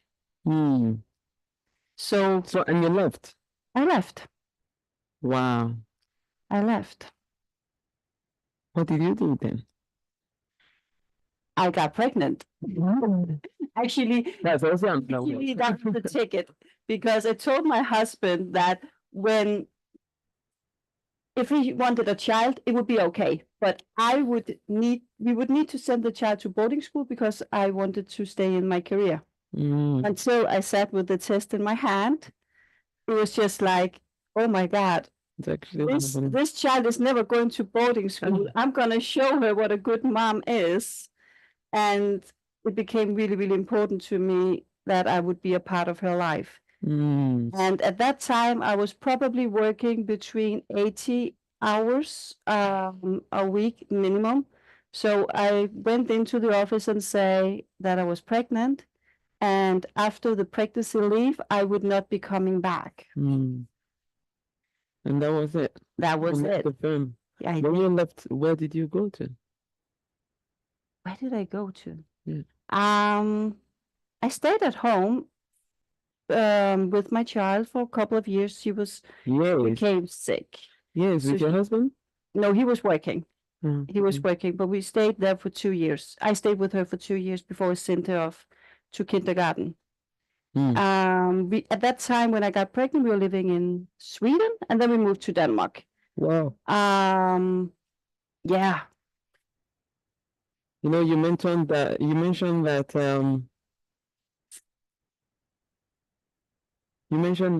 Tony Robinson was one of your mentors. Yes. Who else would you point out, if you were to give a shout out to somebody right now as a role model in your life? He's not here with us anymore. Oh, fortunate. But he's called Hamza. He saw me when I was quite young, and he helped me finish my school. He was a man from Egypt, and he had the biggest heart I have ever met before. So I was saying that I would not be able to succeed with my mathematic exam. One reason, maybe because I never opened the book of mathematics. Excuse me. Sorry, when I yawn, it's not you. You know that, right? Yeah, of course. Okay. Of course, no problem, dear. I totally understand. Look at the time, I know. right? I know. No, so he said that he would help me with the mathematic exam. And I said, but we only have 10 days left. And he said, you will succeed. Please take me on a ride again. What are you taking the mathematics for? Because you've already left the film. No. That was before you asked me about mentors. This guy don't taught you mathematics for you to get the love. Yeah. Okay. So I catch up. he is one of my biggest mentors. Not many people know him, but they should. I mean, he has the greatest heart. And in 10 days, he got me ready for the examination, and I succeeded with top grades. So sometimes, I think the lesson is here. Sometimes you never know, right? No, sometimes you never know your abilities. I think numbers are boring, but I'm good at them. I cannot deny that. And now you are actually a lawyer and an accountant. No, I don't do accountants. You do accounting. They found out in the law company that I was doing numbers very well. That was why you then took over the job. I get you. So very often cases with numbers where numbers were very important ended up on my table. Okay. Yeah. I understand. When you left the law firm, what happened there? You stayed home 1 year after giving birth, and then your life took in another turn because you got to find something else to do. Exactly. So what did you find? I found health. Health. Yeah. I started with that during the law firm time because I was not able to get pregnant. We were struggling for 5 years with that. And because I was working so hard, I could not receive hormonal treatments of any kind because it would mess up my body. So I had to find another way. So I started a health journey during that period, and that is something that I have continued after, and this is what I'm doing today. So because as I started with, I want to be as youthful as possible so I can stay as long as a youthful mother with the abilities of youth, being there for my children, play with them. This is what I'm focused on now. The DNA test that you do. Yes. I'm still there, don't worry. But so when you started this company for the DNA by yourself, can you explain what sparked you to, I say, from law, I want to go over and start, looking for matching DNA to make people be healthy? Of course. So I was already very interested in youth, in health. So when I became a mother, my child was actually quite sick. She was having colic, and I didn't get any sleep at all. So one day I wake up, I look myself in the mirror, and I really can't recognize the woman in the mirror. I mean, that was not who I was. I was looking tired. I was strained. Lines and things like that was starting to show. And it was just like, oh my God, I can't see myself going this way already. And this is where I was trying to seek for the youth again, of course. And I was not prepared to do anything artificial to my body. I have just been going through a health journey to get pregnant, so I was not going to do any damages to my body. And that is why I started to study how our DNA is working, how our genetics are working. And I applied at Harvard University Medical School to be trained there on doing DNA analysts. And I was, eating while we're talking. yeah, and I got in. So I've been studying there or trained there, doing DNA analysts. And yeah, this is what I'm doing for a living now, helping people to understand how they can stay youthful if they know their genetics. Has it been proven? How many people, I remember you talked about this, or I've heard about it. How many people, you first of all tested it on yourself. What did you find out when you tested yourself? So for my situation, because now we have, the situation would be very personalized to everybody. So for me, I had a condition where I am lacking enzymes in my own liver, which are helping B6 be converted to an active form in the human body. And B6 is very necessary for many, many things, especially mental health, but also just to relax your temper, but also your skin, your hair, and everything. Yeah. Yeah. So for me, I needed an active form of B6, very important for me, because Elsa would not get the right kind of sleep, because B6 is a precursor to so many things happening in the body. Can you describe this DNA test, what it does to the body? Or rather, what you do with the DNA test? Because I think, I know I've heard you say it before, but I want you to explain it a little bit more. Like, when you take a DNA test, you're trying to find out why the right hormones somebody needs to sustain their body and age gracefully, not trying to, stop aging.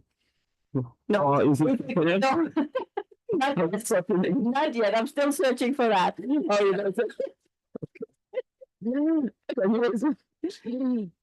Okay. Yeah. So when we do a DNA test, we can look into your genetics, and we all got different kind of skills of genetics. Some have strong genes, some have weaker genes, and it also, means that some got strong genes here, but they are weak in here. So if we know this, we can actually do something about it. So we don't want to do too much. If they're too strong, if they're working too fast, it can also be, damaging. But we want to balance it out. And sometimes people, for my sake, I was actually having some genes which were deleted, which is helping our strongest internal defense system. So for me, in that perspective, I need a supplement for this because my genes were deleted.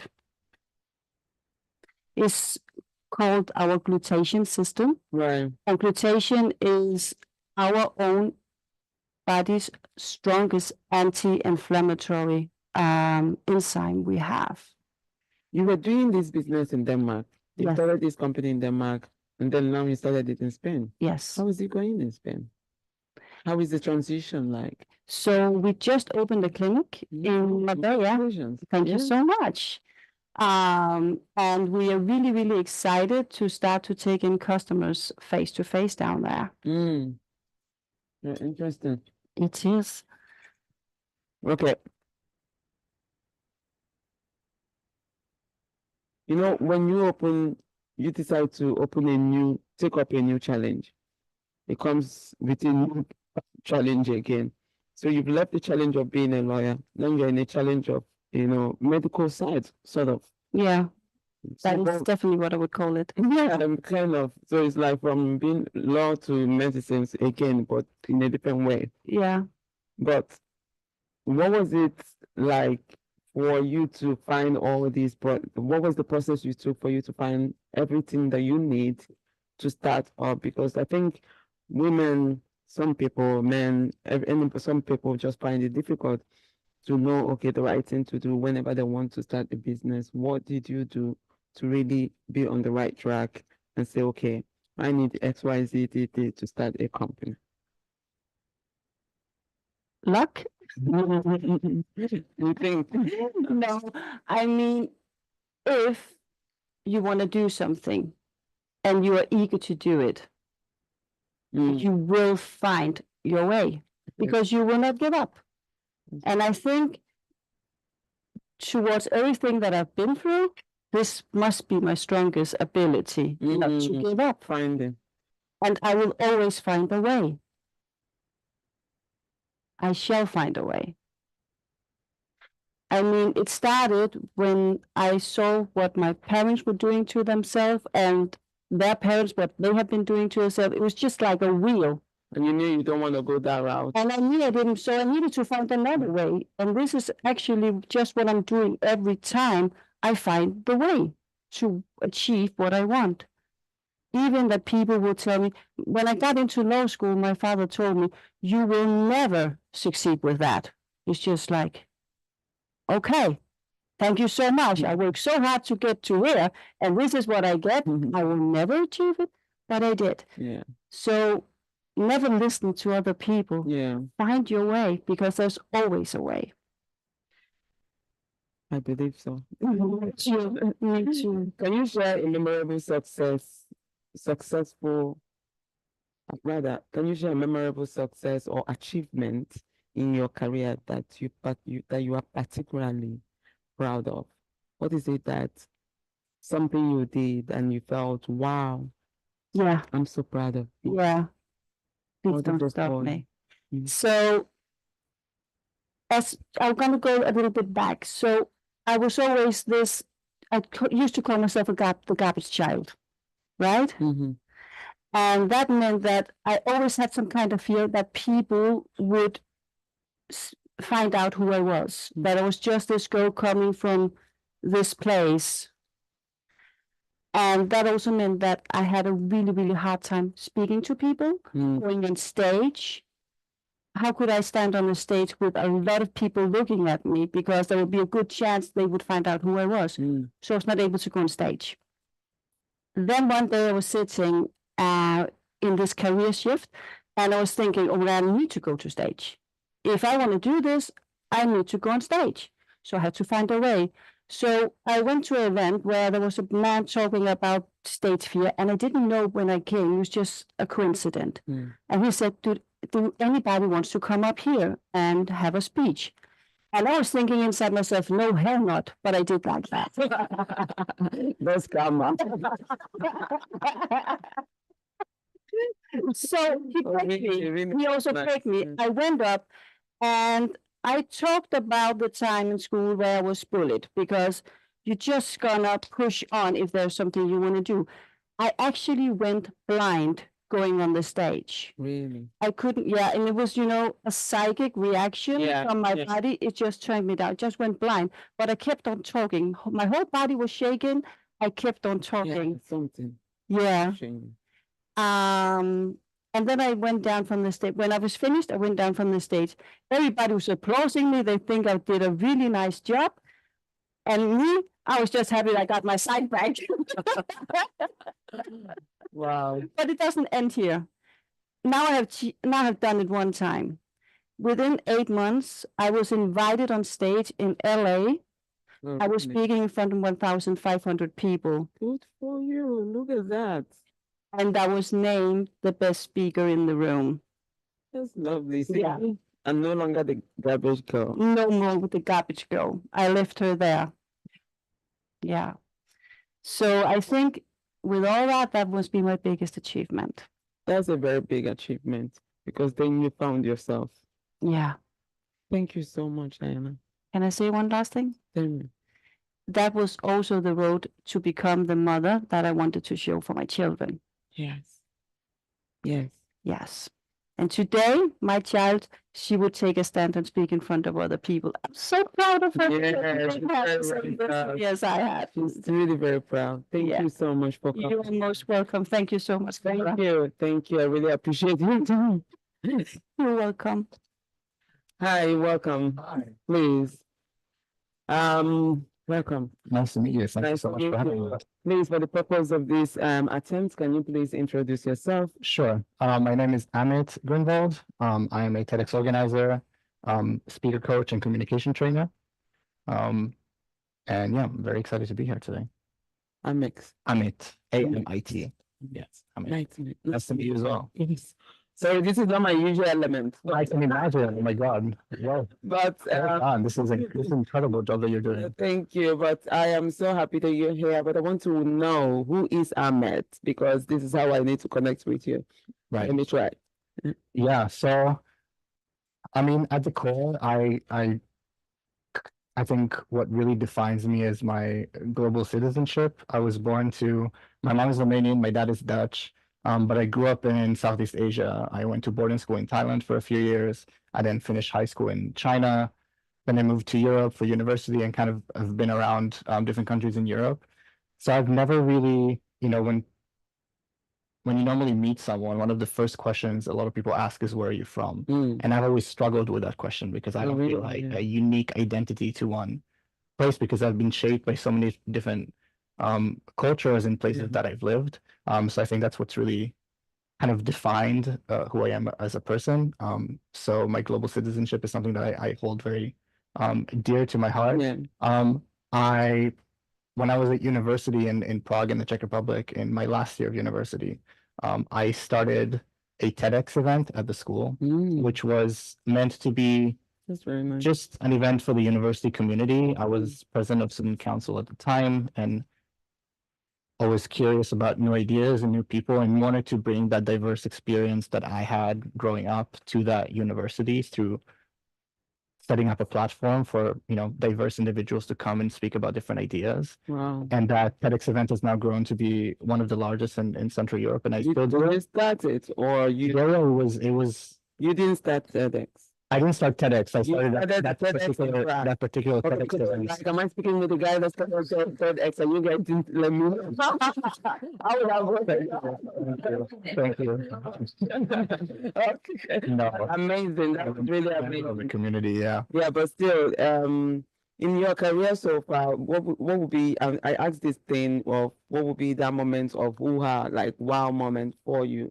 What was it for you? I think so. When I started with my TEDx event, it was just a small event at the university, and after a few years, there was so much interest from the international community in Prague, because we were the only English language event of its kind in the country. Yeah, that's nice. And even from people from neighboring countries. So now, after a few years, we increased our license, and we moved from a small classroom in the university to an arena with 600 people in the audience. Wow. And I think I also host the event. So I think when I stepped on stage for that first big event and just saw that there were so many people that shared that curiosity for new and innovative ideas and listening to a diverse range of speakers with me too, I think that was the moment that I realized what a community we were able to build, and we still keep going. And it's really inspired me to, I studied business and international management for my master's. And then I went into accounting and operations management, which was fine. I was good at it. I could do the job. But it never really quite felt like the right thing to be doing. And with TEDx, which I was doing at the same time, that always felt like, yeah, it was just the thing that I was most passionate about. I just loved working with the speakers.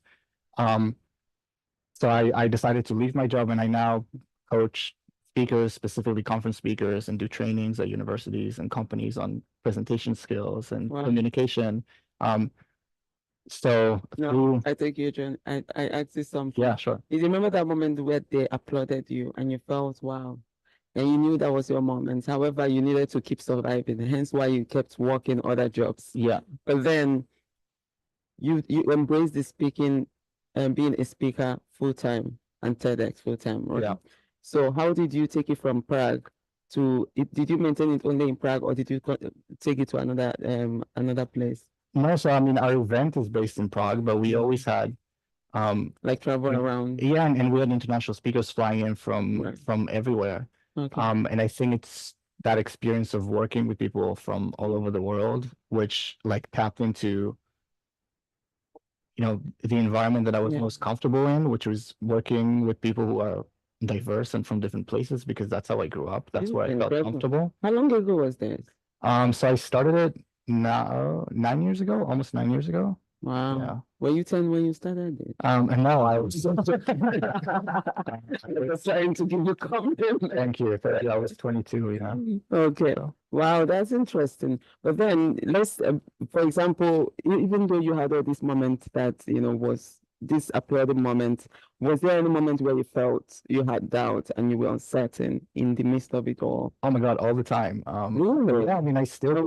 think, I think like imposter syndrome is such a thing that so many people deal with. I also work as a mentor with a mentoring organization that focuses on empowering women specifically, but I've expanded to helping men as well. Right. And the one thing most mentees come with is imposter syndrome.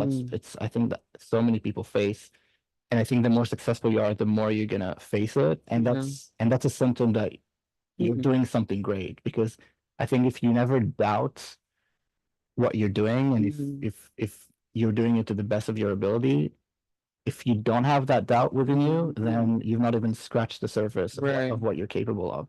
So I think when people realize that, doubting yourself and doubting your skills are two different things. Yeah. So if you can approach imposter syndrome as an opportunity to identify like a skills gap that can take you even further than you are, then that's great. But it's always, one, I work with speakers who are incredibly accomplished, Olympic medalists, executive coaches, aerospace engineers.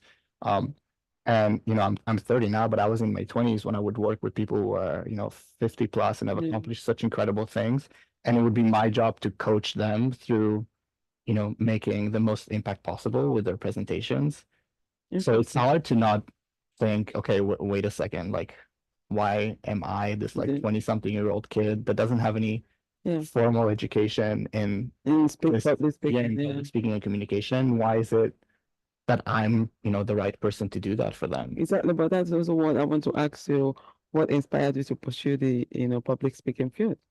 Why did you even start the TEDx? Yeah, so I mean, the TEDx started with curiosity, and I think curiosity is a superpower that a lot of people need to tap into. If you think about mother of all inventions. Yeah, all the great inventions, all the innovations, all the best companies in the world, it all started with a sense of curiosity. And I was always curious. I was always a bit of a generalist, in when I was in school, I got A's on all of my math exams, but I also wanted to be on all the sports teams. I just wanted to try everything and try and be my best at everything. And everything interested me. Like anything any opportunity that comes my way, I was always like, okay, let's explore if this is something interesting. And that's what happened with TEDx. I always loved TED videos and TEDx videos. So I thought, why not bring this to the university? And bring it because it's a good idea, by the way.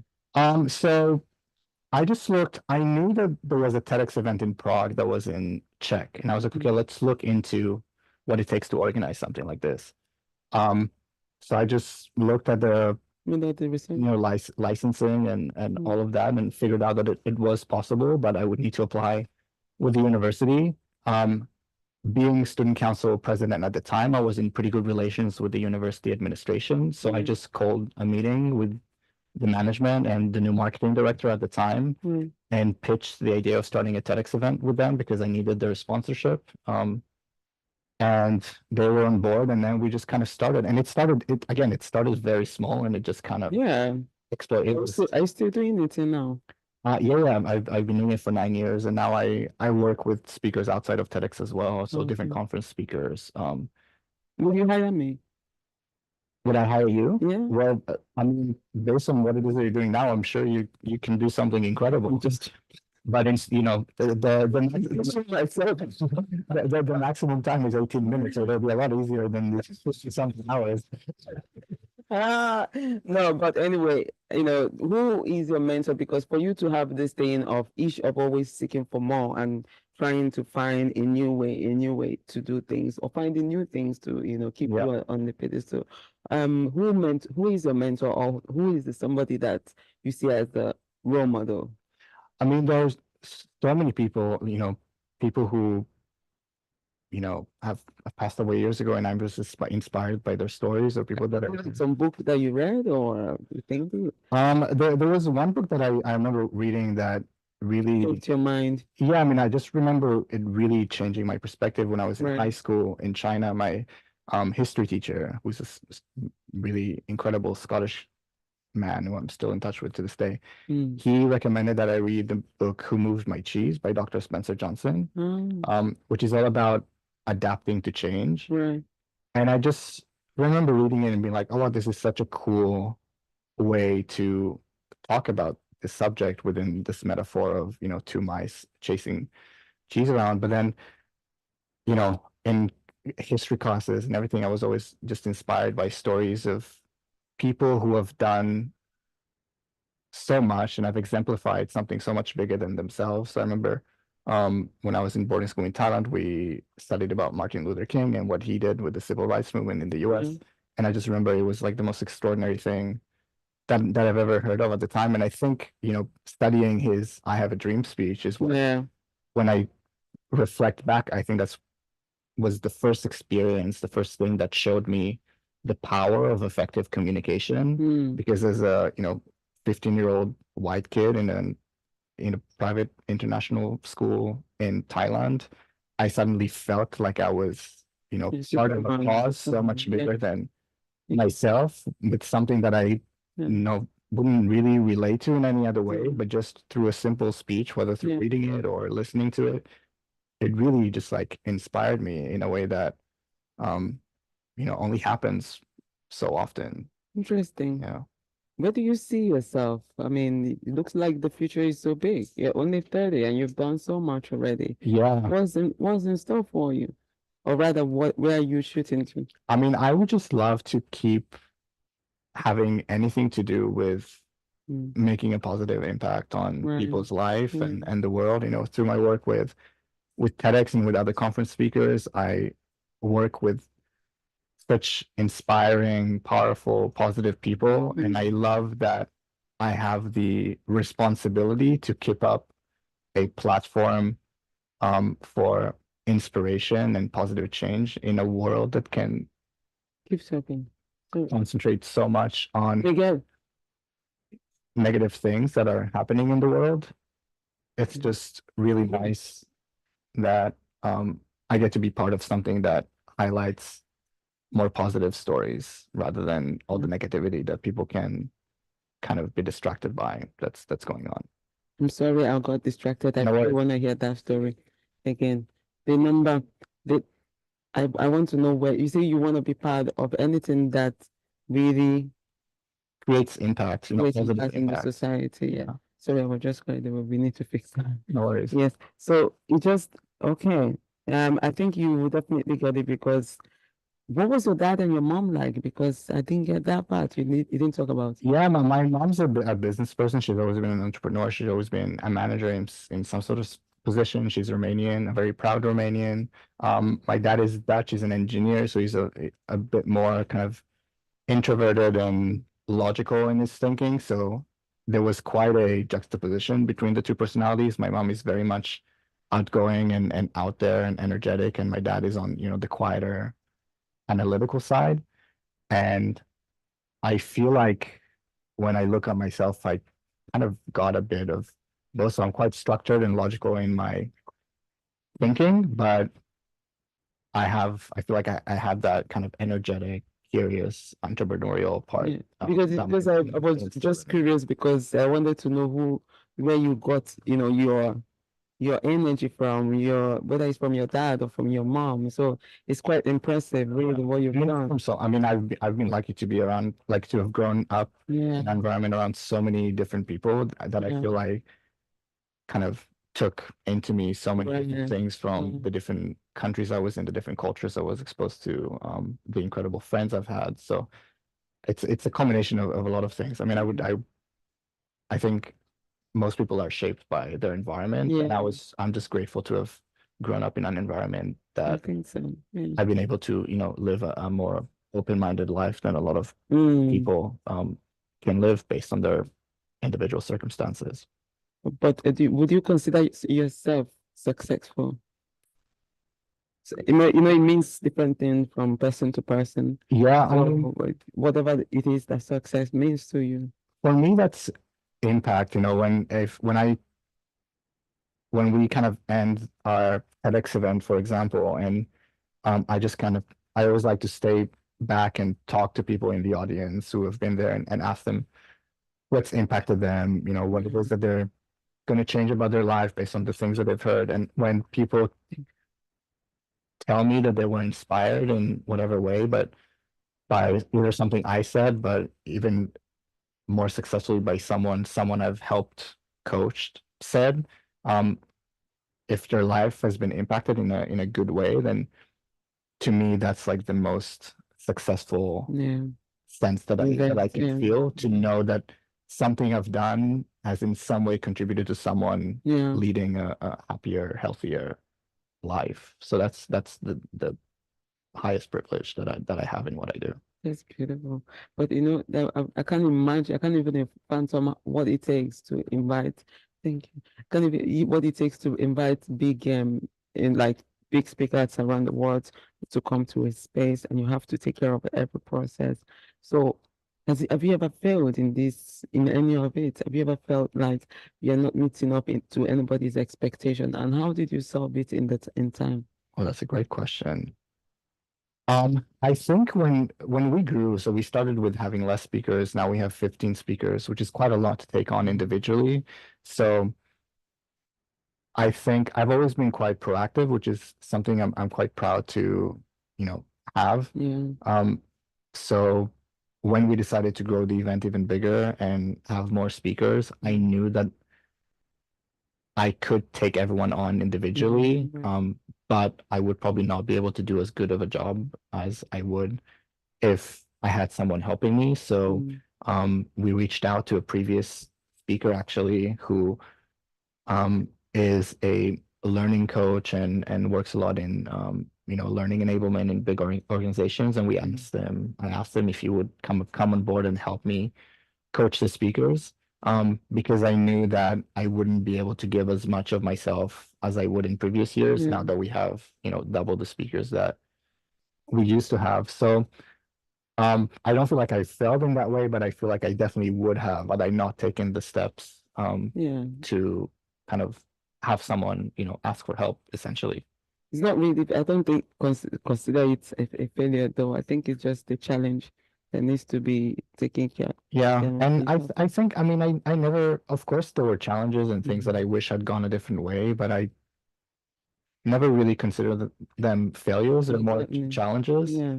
I think next time you do better to not. Yeah, I think a failure is, final, and I don't want any challenge that I have to be the final challenge. I want to keep going. So as long as you find ways to kind of keep going and go around it, then you probably learn something great from it. So that's kind of the mentality that I try to approach these things with. And next, did I say it right? Amit. Yeah. Damn it. It's okay, no one gets it. I wish I had an easier name. No. Have you called my own name, Chizoba? So, well, I am really very happy that you had time to come. But what would be your advice to a young guy like yourself, who is still in self-searching stage? Because you seem to have it. You found your ground. You found what you want to do. Yeah, it took a while to get there, but yes. Yeah, but at 30, you found it on time. I promise you. I'm sure there's still going to be things. Okay, I promise you. So what would be your advice to someone who is looking, who is searching, who is still in that stage? I think, follow curiosity. As I said, like curiosity is such an important thing for people to take on. And, I'm 30 and I really started working when I was 22 because I focused on my studies when I was studying. But in those years, I really just took every opportunity that came my way. So any job that came my way, I would give it a shot. And I just tried so many different things to see what sticks, what makes me, want to be excited to wake up in the morning and go do what it is. Yeah. The funny thing is that I was doing TEDx throughout all those years, not really realizing that is what I want to do, Yeah, professionally. yes. But I That's think actually very I think funny. it took all those other things to make Yeah. me realize it. And not to say I've not enjoyed them. I've learned so much from all the different jobs. Every skill has Yeah, from all the yeah. different jobs that I've had, and so many skills are transferable in different Yeah, things that you yeah. do. But I think it's that curious mindset of being just like open to trying Yeah. new things, Yeah.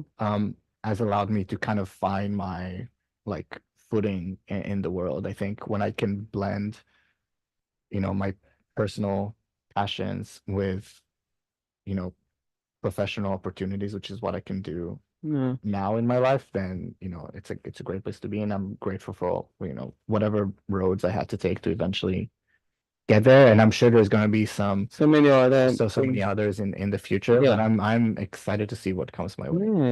Yes. Thank you. I think anybody who wants to take that will take it because I think your story is really incredible. It's quite interesting. Yeah, because I mean, I meet so many people who, try one thing and then it doesn't work out, and then Dumping. they're just super down, like, oh, well, this was like the one thing that I wanted to do that I thought would work out, and then it doesn't. And, you just have to kind of, if that wasn't it, there's Yeah. going to be something else. You just have to kind of keep chasing different things, and eventually you'll find something that Exactly. makes you tick. What would be the one advice somebody gave you that actually got stuck to you, like you can still remember till tomorrow? Yeah, so last year I worked with, I've always been a huge fan of music. Music has been such a force in my life. I'm not a musician myself, but I've just always been inspired by music. I think it can, make your day when you need it. It can help you get through tough situations when you need it. And last year I invited my favorite band, Amistad, to come perform and speak at our TEDx event. And they released a song at the end of 2022 when I just quit my previous job and tried to kind of figure out what I want to do professionally, called Falling. And in the song, one of the lyrics are, "It doesn't matter where you come from, only where you go." And I just thought that was such great advice Yeah. in the form of It lyrics doesn't matter where to, you're coming from. What matters is where you're going to. yeah, so to just Yeah. figure out, let empathy guide you and compassion guide you. And if you let those positive forces guide you through challenging situations, trusting that you're going to get where you want to go, then I think that's just really good advice. And then obviously I got to know them when we were working together, and they're just like, they're twin brothers and just incredible musicians, but even more incredible people. And their music just really resonates. A lot of like the meaning in what they sing about is, advice in the form of art, which I think is the coolest thing. How do you think that I think that's very good.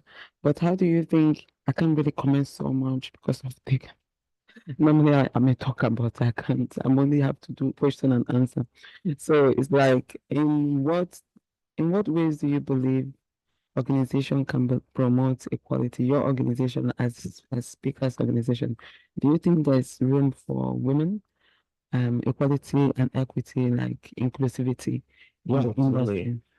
I think it's, yeah, I think it's the only way. I mean, let alone like all the studies that have come on like the benefits of diversity in the workplace, whether it's gender diversity, cultural diversity, whatever. But the speakers community has, do you think they are very inclusive and very, would I say, and there's a lot of equity in terms of the balance of men and I women? think there's a lot of room to go, especially in terms of gender. We always get so many more male applications than we do female applications. Oh, really? Yeah, and um, you know, I wish that wasn't the case, but it's definitely a trend that I've seen. And I feel, I've been doing it for 9 years, which is not an incredibly long amount of time, but I've definitely seen it. I've seen it change more so in the direction. So we've definitely been having more women in recent years. Um, and I think as organizers in the event space, we need to be more intentional about making sure inclusivity is part of a value that we take on when we curate different speakers, because the whole point of an event like TEDx specifically is to highlight different stories, different ideas, different backgrounds of thought that if you're not intentional about giving a platform to people from diverse backgrounds, whether it's gender or cultural diversity, then you're doing yourself a disservice as far as the value that you're giving out to the hundreds of people that are in the audience and the millions of people that watch the talks online later on. So it's definitely something that we've been more intentional about. At the beginning, it's just something we've noticed that we've always just had more male applications than female applications. But now we know that it's something we have to be more intentional about, making sure that we give a platform to a diverse array of thought. But you talked about you receive more mail what's it called, application. So let me understand how this works. You are preparing to have a TEDx, and then you put out the information, and then speakers that are interested have to sign up, but you have to reach out to them. It's a combination of both. So I would say maybe like 70% of our speakers, now that the event is, quite well known, at least in the region, are through applications. So we get people applying to be speakers, and we go through a pretty tough and long application process. Last year was crazy. I think we had to say no to over 50% of applicants, which is just crazy. It's definitely the part of my job that I hate the most, because we always get so many great speakers, but we have a limited number of spots that we can fill. So about 70% of that is through applications, and my job is to kind of talk to everyone, see what their idea is, see how relevant it is to the theme that year or to our platform, and sort through that. And then the rest of the speakers are someone I may have met at, some event, and I just had a conversation with them, and they just seem to have a great story to share. So I invite them, or someone else on the organizing team has met someone, or has heard someone, or has seen someone on TikTok, Instagram, YouTube, whatever, and think they have something powerful to share. And then we reach out and see if they would be interested in speaking. So how does it work when somebody speaks on TEDx? Because I see people on TEDx too often. Do they get paid to speak on TEDx? No, so it's a non-profit event. So as organizers, we don't get paid. None of the speakers get paid. We cover accommodation and travel for a lot of the international speakers, if they request it. But thank you for that information. But we but we're not allowed to pay them for their speaking. Okay. Yeah, we're licensed by TED Corporation, and they oversee our license quite intensely, and it's just against the rules to pay speakers. So and it stops a lot of people from wanting to speak, but it also kind of sieves through people who just want to be there to make the money, or to But how do somebody make money from speaking on TEDx? I mean, first of all, that brand is such a great brand to have, especially if you're an aspiring speaker, or if you want to do more public speaking. To have the TED brand behind you, or tied to your brand, is just a great thing, because people will see that, and they will reach out to you and see that you have that under your belt. We've had one speaker, Blake, who spoke at our event in October, and he's been paid to do at least 3 big corporate events, based on the exact talk that he gave at TEDx, just because there were people in the audience from those companies. So, it's just the exposure to the global audience of, the global TED audience, and people in the room, if it's a big enough event, and to just have that brand tied to you, just shows that you have the experience of going through something like that. And great photo opportunities as well on that big red carpet, Thank you so much. Yeah, thank you. Do you have your card? I don't have a card, no. Okay. But I was told about this like 2 hours ago, so I was very excited to come. No problem. Thank you so much. I will tell somebody to catch you with your phone number. Perfect. Can we get a quick photo? Is that okay? Sorry. Oh, sorry. Question? Hello. Hey, Harry, welcome. How you doing? I'm fine, thank you. Welcome. Surviving 53 hours. Yes. Well, welcome. For the purpose of this interview, can you please for the purpose of this attempt, can you please introduce yourself? Of course. My name is Danny. I'm born here in Marbella. I am an entrepreneur. I've been working as a tour guide in the south of Spain for 16 years now. My father is German. My mother's Australian. I grew up in the south of Spain. I have a travel agency. I operate in the whole of the south of Spain and also in the north of Morocco. And it's been a very exciting life. I'm the father of 2 children. My wife is South American, so at home we are the United Nations, you know. Father German, mother Australian, wife South American. My children's a Heinz 57, bit of everywhere. Thank you so much for coming. Well, what brought you to Marbella? I'm My voice, this is not my voice normally. Don't worry. I can understand this. So, what brought you to Marbella? I'm born in Marbella. Really? Yes. So you're German? I'm on paper. On paper. Yeah, I can tell you a fantastic anecdote about that. I was dating a girl at university in Germany, and I went there to visit her. And I was on the train. We got train tickets, and I got the wrong train ticket. So in comes a person to control the tickets, and I obviously didn't have the wrong ticket because I hadn't paid sufficient enough for the train service. So the police was called and this, that, the other, and I was going to be fined. I said, fine, okay, well, I did a mistake. I'm a tourist. So what do you mean you're a tourist? You speak perfect German. I said, I'm a tourist.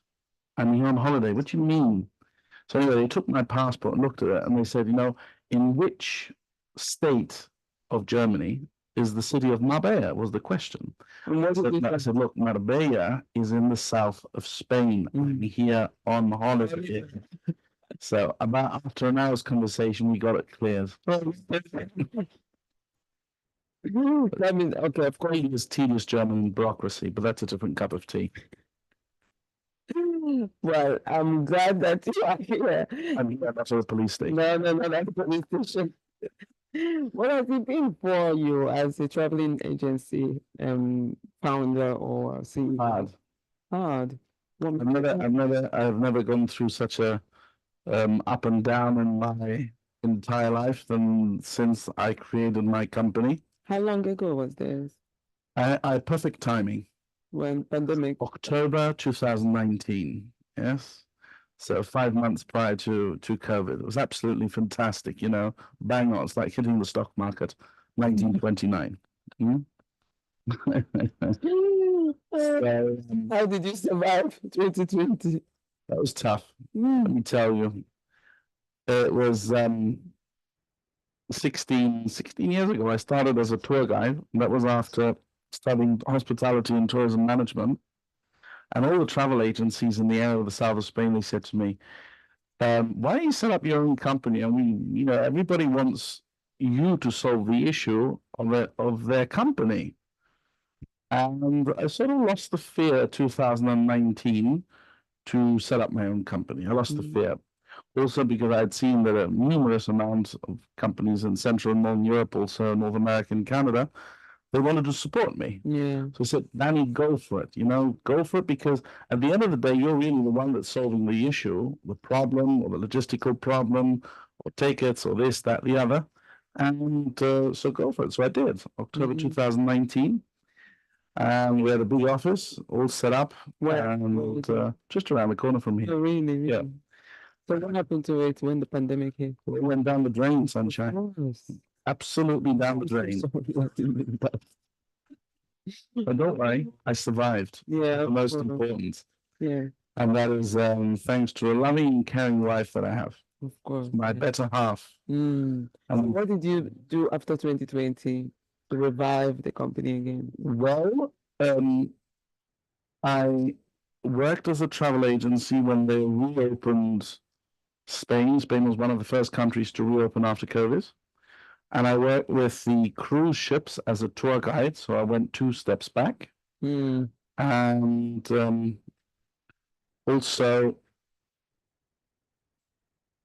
also worked on a building site, believe it or not. And then also carried on working as a travel agency on the phone, mixing cement. So I never gave up my dream. Never. Now we're working with 54 hotels in the area of the Costa del Sol. As agent. Yes, as a travel agency. Yes, and it's booming at the moment. Actually, my business partner is sitting right there, Martin. He said we have to go to this interview, of course.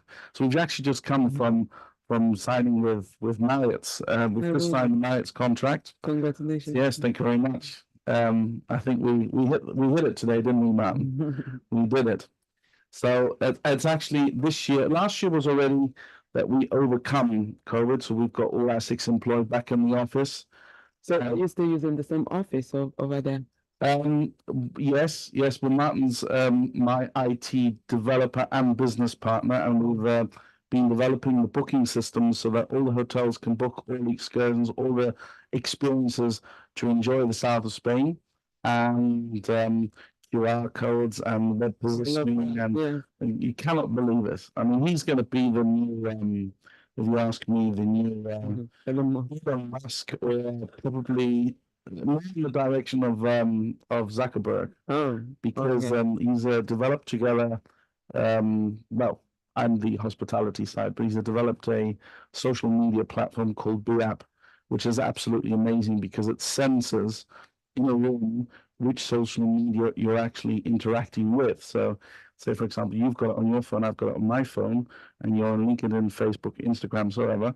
This app will actually see which social medias you're on, and you can share or not. Okay, I need to take you a step because sure. Then you took me away. You know, my brain needed a slower process. Kind of props tempo now. So what about? I want to get to understand something. Pandemic happened. We got to restart. You start doing all the side hustle, doing everything. Then you took it all up again with your colleague, Martin. Yeah. But then this was 1 year ago. I know. But then you started off again. You have about 20 hotels now under your wings. 20, right? No, 54, 55. 54. Yeah. I got it. 54. And now today you signed Marriott. But then how does this work? Yeah, you have a traveling agency. That's right. You book for flights, hotels for people outside Spain to come to Spain, or you book from Spain to wherever they are. That's a very good question. So we are what they would call an incoming travel agency. So once the client is here, we take care of their experiences outside the hotels. So we're like the back office of hotels for their experiences, like wine tasting, or visiting the Alhambra, or going to see the Rock of Gibraltar, or crossing the Straits of Gibraltar to see Morocco for a day, or I don't know, enjoying the olive oil tasting, or renting even a yacht in Puerto Banús, believe it or not. Yes. Right. So all clients that are coming from outside to Spain, you take care of them from here. Yeah, you do. Yes. It doesn't matter what it is, you make sure that they're all working. Yes, we operate in English, Spanish, German, French. I'm also very active in the Tour Guiding Association. We're a total of about 270 active tour guides in the province of Malaga. And we operate in more than 14 different languages. So when we get specific inquiries like as Arab or Russian or Finnish or Dutch or whatever, you know, we've got colleagues that speak these specific languages to make a unique experience for guests that come and visit us here in the south of Spain. That's very, very nice. Well, how does let's go back again. Sure. Before the pandemic. Yes. What were you doing? You were still what were you doing before that? Tour guiding. Yes. A simple thing called tour guiding. Although I don't think it is. Is it like the boss or no, the guy that goes on the bus and takes the microphone and entertains people? And then you had this big dream to have your own traveling agency. How did you sell it to Martin? My dream bought into it. My dream is to make people feel special here in the south of Spain. To enjoy a unique experience, to say, I want to come back here. And on a daily basis, we actually do that because we've got a lot of collaborators that make sure that the people that are taken care of actually say, wow, I didn't expect this here in the south of Spain, you know. Yeah. Says we've got such an incredible heritage here in the south of Spain. And the key to this is actually being eloquent as a tour guide, because in that moment where you're interacting with a tourist, you're actually becoming like the nexus, the connector between two cultures. The culture that the tourist comes from. Got to be very careful approaching a guest that may be coming out of a region that in the past might have had their presence here in Spain. Like, for example, if you see people that come from the Near East, you know, the Renaissance. For us Europeans, the Renaissance was, I don't know, Leonardo da Vinci and Michelangelo and the philosophy of humanism. But when they talk about the south of Spain, it's their highlight period of history was here in the south of Spain, for example. Yeah. So be very careful how you approach that. Who are your biggest clients that you hope to work with, or you are working with now? Or who is? Well, the one person. I'd say the client that is the most, let's say, difficult now, but the one that really squeezes me like an orange are the guests of the 5-star hotels, like, for example, Kempinski that we work with, Marriott's, but there is one that has got the top name. It's called Finca Cortesin. They hosted last year. Soho Cup. That's right, yeah. Do you have a place there? Do I have a place there? I mean, do you work with them? I do. This is me selling myself quickly. Can I go for a break then? Sure. Go ahead. I'm just joking. Well, how do you approach hotels? I know a travel agency that can take you there. Of course, no. Well, how do you approach hotels, you know, because I'm always very fascinated on how people sell their businesses. You know, at the end of the day, it's how you sell yourself that convinces people to work with you. But mostly do you convince, because Finca Cortesin is really, I mean, they want to work with you. Difficult to pitch with. It is. That's what I'm saying. So how did you pitch with them? I saw COVID as an opportunity. Right. So 2020, and you've got it. Yeah, good. So the hotels are empty. So you know that there are minimum staff, and that the staff that is there are really the decision makers. So I was pitching on average, we've got 1,100 hotels on 140-kilometer strip down here. So I knew that pitching during COVID would be extremely efficient, and that's what I did. I got the decision makers pretty quick, fast on the phone. And I say, as an entrepreneur, there's nobody better that can actually sell your business than yourself. So that's why you see the vehicle with Will Smith where he's selling on shares on the phone. I felt a bit like him. I've forgotten it. I think it's looking for your happiness or something. And he's one by one. I remember exactly. The couple, was it not him? It's very I think he gets divorced and he's got a child and he starts working on the stock market and he starts calculating in his head, if I don't put the telephone down, I gain 8 seconds to my competitor on the other table. It was a little bit like I'm exaggerating. It's Hollywood, but you know. I understand what you mean. But then what was the moment, as in, how did you get the manager there? What did you say to him? Not to him. Well, manager, let me not say that one. My company is called Bespoke Guided Tours. So everything's bespoke. And when clients go on a holiday and they want something special, they want something different, they want something that gets away from the vast majority of products that are sold. Right. And we offer that. How do we offer that? Now, that is the key question.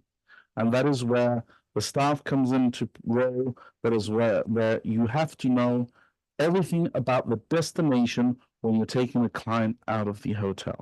For example, a very upcoming travel market is the cruise ships. So I'm always checking when we go to the Alhambra in Granada or to the mosque in Cordoba or to the oldest building in Spain, which is only an hour's drive from here. I always check how many cruise ships are coming in on that day. so that we exactly miss their itinerary to give a bespoke guided tour to those clients on that day. I mean, we're talking here that sometimes we've taken care of ministers, secretaries of state, or ambassadors or consuls, that you have to be very careful how you approach them, how you treat them. Yeah. Interesting. Well, I'll come and learn from you, or rather, I'll come and hear more of how you make the presentation. I apologize. I will come and hear how you make the presentation or how you pitch the Anytime. bespoke travel agency. How do I pitch them? I will come and learn. But I have to Of course, anytime. No? Okay, with an absolute pleasure. Yes, it was absolutely pleasure. It's nice to Take meet care. you. Bye-bye. Thank you so much. Good luck. Thank you. Hi. I'm fine, thank you. Welcome. Thank you. Yes. Thank you. For the purpose of these attempts, please can you present yourself and Yes. by name and what you do, please? Yes, my name is Phoebus Ostby. I am. Your mic is not My on. mic is not on. Is it? Okay, it's okay, it's okay, it's okay. Okay. My name is Phoebus Ostby. Yeah. And I have moved to Marbella a year and a half ago.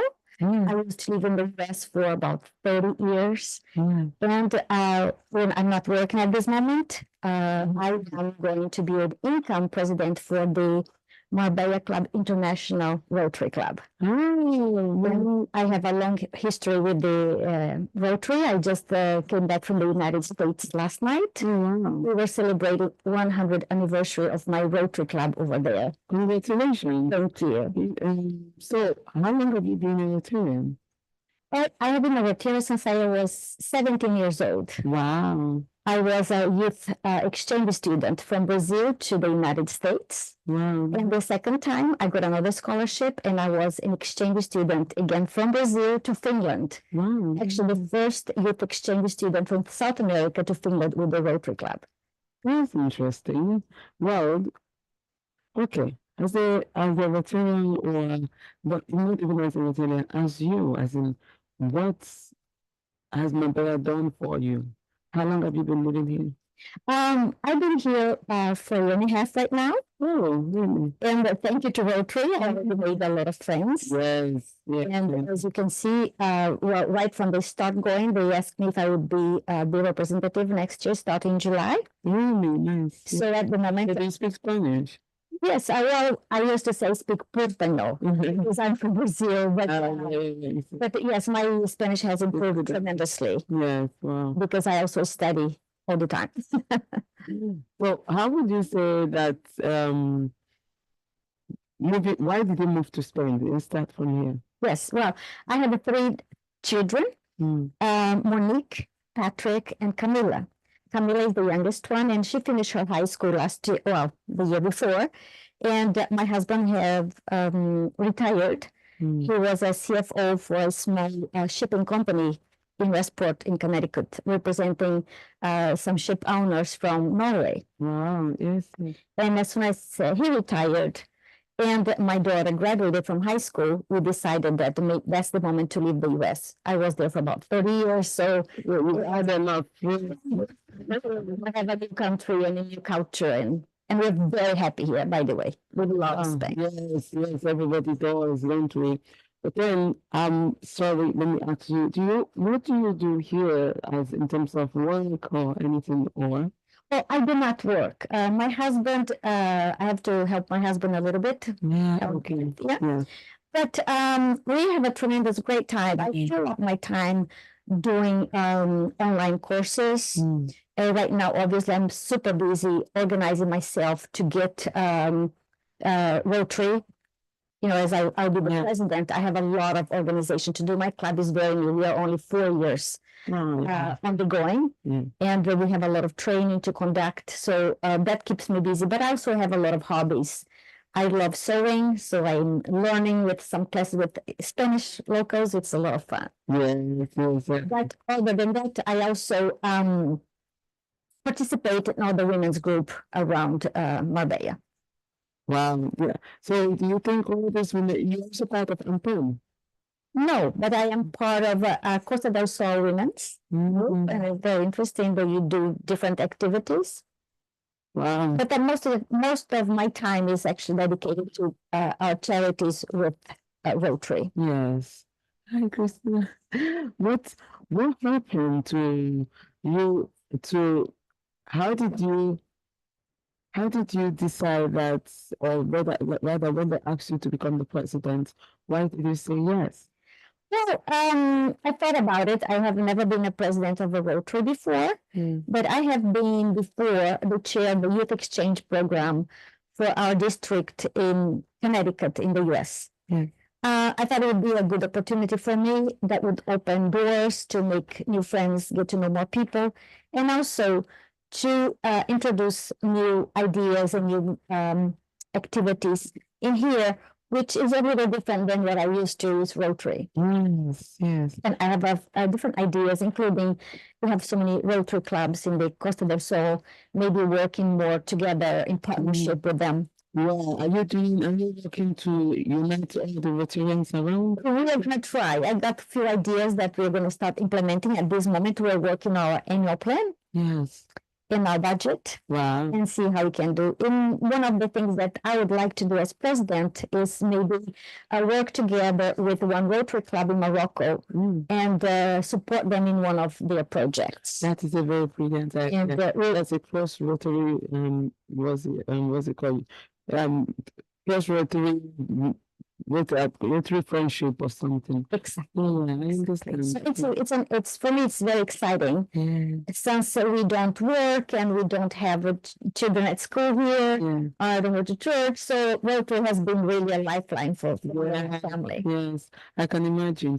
It's a very good society, but what about the other the team of what would I say, the club for the women that you are into? Do you think you help each other a lot? Yes, in fact, everyone can organize a specific event and invite others to attend. For instance, one of the first events that I attended, it was to learn how to make hors d'oeuvres. What? Hors d'oeuvres, little food for fun. People showed up. But they also have obviously different types of presentations, how to learn to present, how to learn to do public speaking, networking, business networking for young women or for small businesses. So it's very, very good. I will be more active, which at this point I've been mostly focusing on Rotary because being a president has challenges and it's a lot of responsibility. Absolutely. But I have created a theme for my club, which it is, let's have fun while doing good. Let's have fun while doing good. That's a good thing. It's indeed amazing. And I think you are, it looks like you're so excited to join the Rotary organization. And it's a very important organization. But then how do you think that, do you think that Rotary has evolved to equality and equity plus inclusivity? I think they always try their best, but remember that in many continents we have a very, very big amount of Rotarians wherever you go. I can just give you an example. At one point, I was in a conference in Geneva with my husband, and me and another colleague from a Rotary club from Denmark, we decided, well, let's find a local Rotary and have lunch with them. And we just contacted them. We went there. We received like very special guests. It was a lot of fun. So wherever you go, you will always find a Rotary connection. And the most important thing is sometimes to keep up with this connection. Well, what is your personal life like? What do you do on your social time? What is your social time like? Oh, here, very simple. I love to dance. Oh, really? So, what kind of dance? Thank you. And so sometimes I'll go and have a drink and meet up with other girlfriends. What kind of dance do you like to dance? Well, I love Brazilian dance, of course. Carnival, samba, and all that. But it's in our blood, so that's lovely. And then, of course, I have my hobbies. Learning Spanish for me is super important, especially because all the conferences I go here, they are mostly in Spanish. So I got to understand better, what they are talking about. So of course I have my opinions and I'd like to share them. Yes, that's very lovely. Thank you.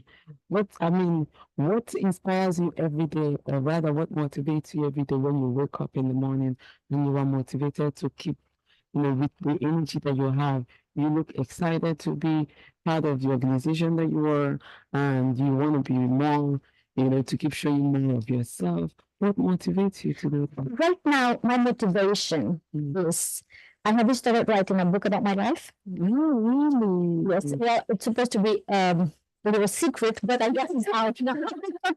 You said it first here. No, you start talking and it flows, right? But I'm up to my 100 pages right now. Oh, wow.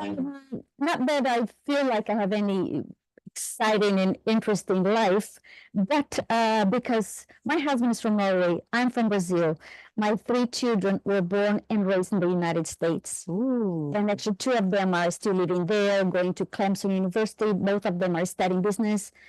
And one of them will graduate now in this spring. And my oldest daughter lives right now in Stockholm. She graduated, she's having a job and she's loving it. And right now as we speak, she's in a winter hotel in the North Pole somewhere, having a good time. So she took after mom. She loves adventures. So you're writing about your experience in United States. Yeah, actually, I'm writing my experience about my life in general. I left my home. I was 14 years old. Wow. Okay. I lived in the US, as I said, for more than 30 years. I also did my studies in Finland. I did my master's in mass communications and I did my master's in international relations. So my dream was to become a diplomat for Brazil. Never worked, but still I had a good time. I ended up going to Japan for 2 years to work. Really? Make money and pay for additional studies. I always dream about doing a PhD. So dreams for me has no stop. No. Passion project, I go for that. Yeah, exactly. That goes on and on. Exactly. But it's quite interesting with your book. So what happened when you went to China? You went to Japan? Yes, I went to Right. Japan. Yeah. How many years did you stay in Japan? It's about 2 years there. You and your husband?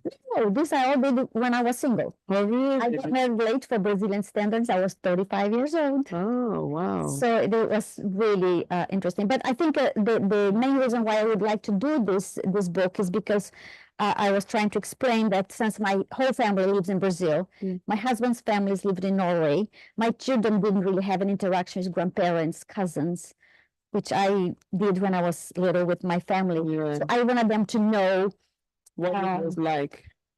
more about my family. Yeah. I just lost my father last year. Exactly today, it's 1 year since he left Sorry us. about that. But he was a fantastic man, Yeah. great personality, entrepreneur, very well recognized in his hometown. So I wanted my children to know about all his accomplishments. It's amazing. I'm sure they will be very proud of it. So if you finish writing this book, will you self-publish it, or what is your plan with it? It's possible. But in fact, one of my journalist friends in Brazil, her name is Adriana, we are talking all the time. So I was actually going to write in English because I spent most of my life speaking in English. Yeah. But she convinced me that I should write in Portuguese. In Portuguese. Portuguese, because she said, when you finish, we ought to put this out here because people need to know Yeah. in your community what you have been accomplishing throughout these years. That's a good thing. I think that is I think it's a good idea, especially if you have sorry, help me. Brazil? From Brazil. Sorry. So I've been in so many countries and it gets complicated. I don't remember sometimes myself. No, but it is absolutely, I think it's very important that that you go back to the roots at the end of the day. Family is family, home is home. I think I do the same with Nigeria. It's home forever, So how would you resonate with Spain? Why did you move to Spain? Was it because of the language or because of the sun, or what was it that made you and your husband move to Spain? Spain was not in my cards, never. Because I don't like Spain. I love Spain, but I never really imagined. My husband being from Norway and I'm being from Brazil, we needed some warm climate. Yeah. So we figured it would be easier for us to be here because it's easier for my husband to go back to Norway to see his friends. And a lot of Norwegians, as you probably know, have second homes in Marbella area. Many of my husband's friends come and go all the time. So I was thinking mostly about his social life than mine, because I'm usually friendly and I meet people. And I go out with girls I have never met. For me, it's wonderful. Yeah, it's really very nice talking with you. I think we are counting. What is the plan? Keep going. Okay. Okay. So, I'm going to ask. So, what really keeps you inspired? Do you have anybody that you look up to, or somebody who makes you feel like, wow, you are doing so well? Who is talking to you in your mind? You know, maybe a role model or mentor or something. Oh, my role model has always been my mother. Yeah. My mother is a fighter. They built so many interesting, just so you can have an idea. My mother managed to study all her life while she was married, raising us. My father never went to school. And their biggest accomplishments in the area where they live, they were the people that held the arts. They had movie theaters. At one point, they had 6 movie theaters throughout that area. And one of them was the best movie theater in the whole state of Maranhão in the northern part of Brazil. Wow. And what's the name of the movie theater? Cine Fides. Well, that's Quite an interesting. So besides her, I always tend to look after women that are able and capable to bring their presence and make a change in society and in the world.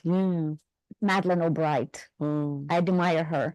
I admire Hillary Clinton for that matter. These are women that are breaking the ceiling and opening opportunities for the younger generation. Thank you.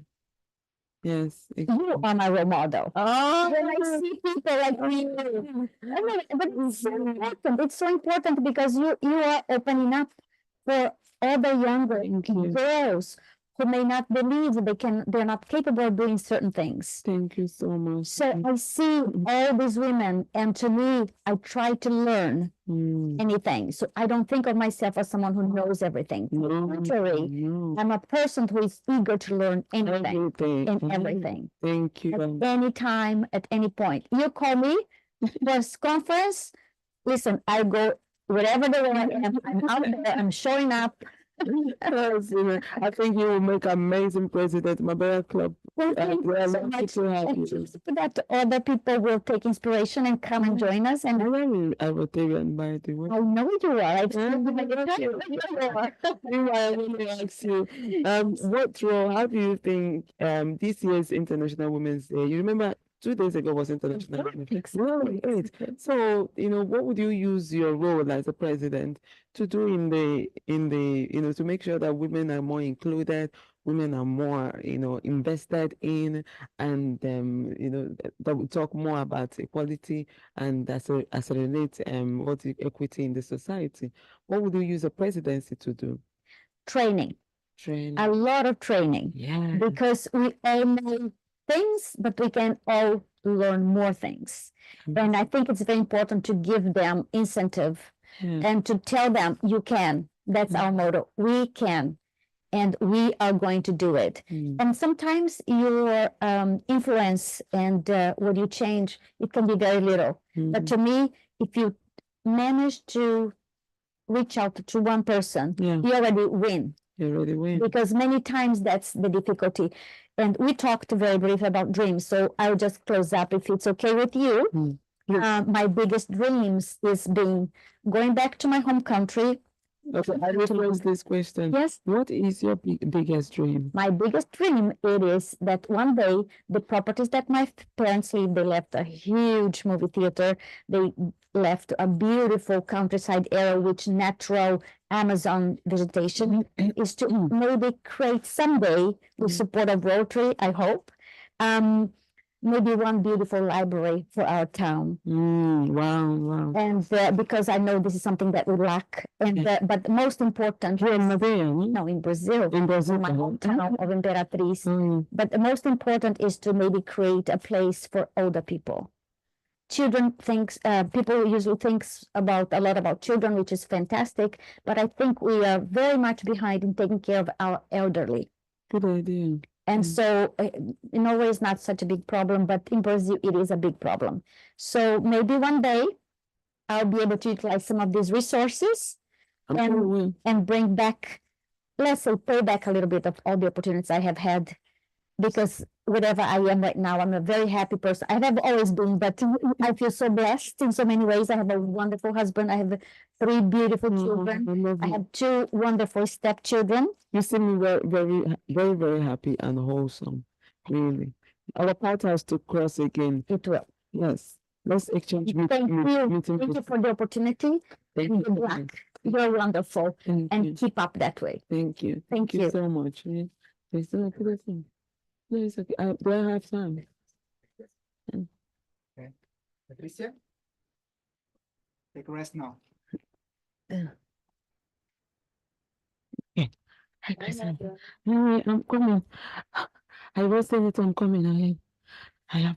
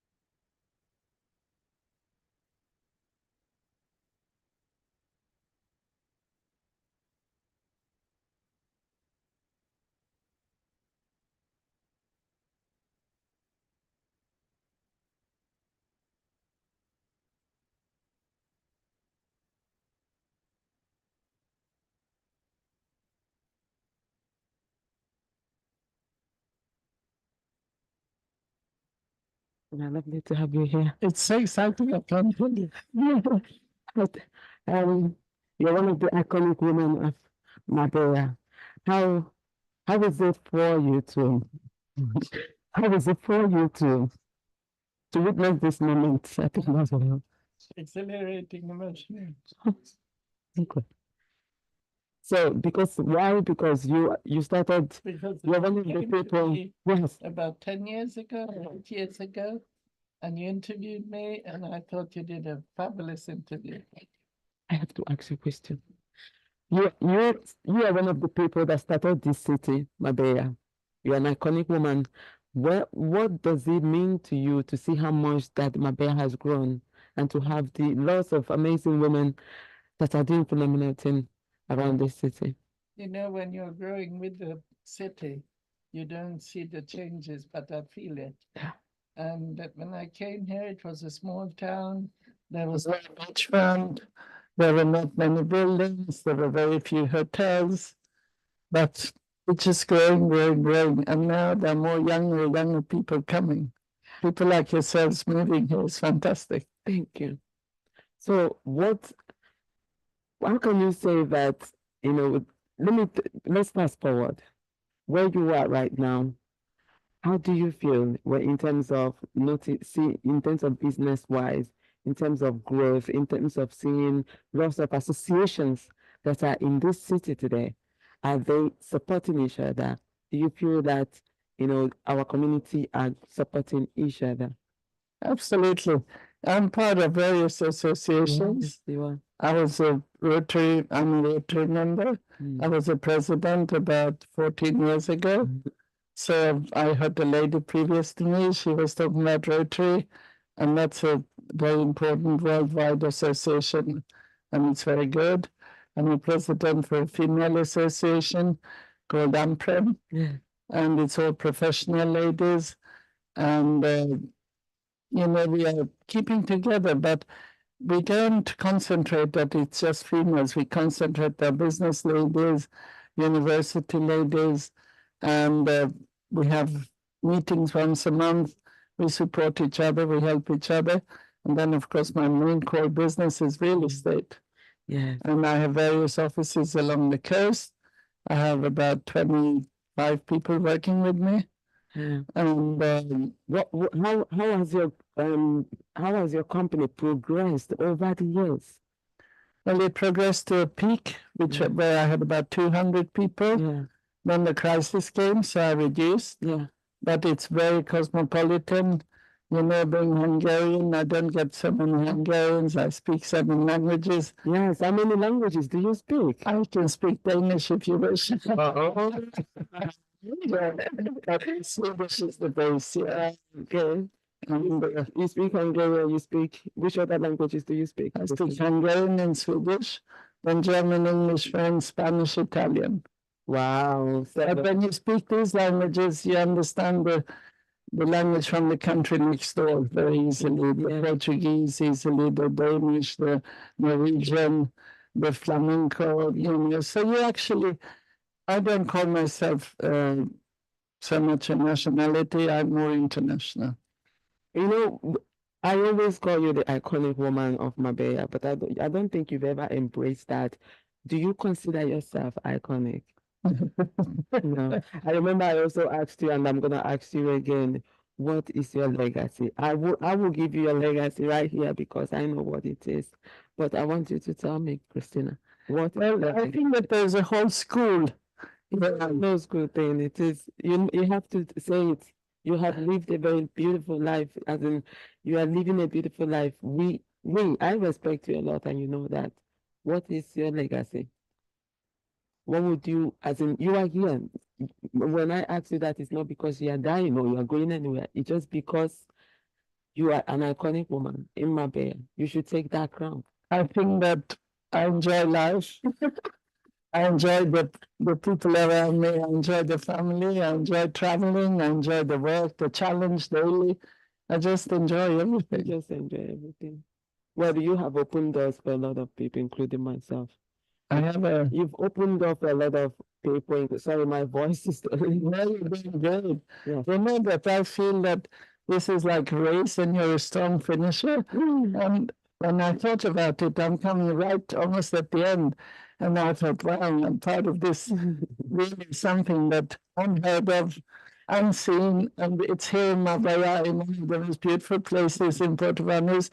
And I was like as if I'm going, to something wonderful. Thank you. Christina, thank you so much. I want to hear more. But what would you say that Marbella or moving to Marbella did to your career or did to your life? Well, they did everything because I was a young girl when I came. And so I've learned as I've gone along, and I'm still learning. Whether you believe it or not, but we always learn. And what I do, why do I love it? Because I meet people like yourself, people from all over the world, and I have this intuition and this ability within a very short time somehow get into the person I meet. And when I get into them, it's so exciting because everybody has different stories to tell. And I live like, some people go to the movies, others read a lot, and I have the people right there telling me their stories. And that is so encouraging. And it's not always easy. There's, people have had it very difficult or they're having a difficult time. But somehow I have a lot of empathy with people, so I try to even advise them even without asking me, because I think they may need my experience. I think you do it very well and you do it very smooth. You know that. In the moment of your, how do you spot a good salesperson? Because I've witnessed you spot somebody, but I want to hear it from you. I can't make a comment, if not I can describe. How do you spot a good salesperson? Because you have the eyes, just explain. First of all, somebody, it can be in any situation, somebody who's open-minded, who has a big smile, who's friendly, who receives well. At one time I was on an airplane, and I'll never forget, it was a very short trip, 40 minutes, Barcelona, Malaga. And there was this stewardess on board. She had about 120 people to look after. And in that time, she gave everybody, or at least to me, I felt that she gave a special service. She was very, very nice, and I offered her a job. And she was with me for 7 years. Oh, wow. And she found a Polish boyfriend. She became, mother. And for many years, she wasn't here. And then she came back, but she didn't want to work quite as hard as before. So she's doing things still in real estate. And it was the most unusual situation. How do you spot somebody? I think it's how they treat you or how they treat the people nearby, or that's how it all works. Yes. I've seen this. I've seen you spot somebody and you say, "Who is that?" I said, "She will make a good salesperson." I was like, "How did you know?" That was really very beautiful. Personality. Yeah. I mean, you put so much, how can I say, so much love into one interview that you did with me, and that always stays with me, So I think you're very special. Thank you. How do you take care of yourself? How do you take care of yourself? What is Christina's self-care moment?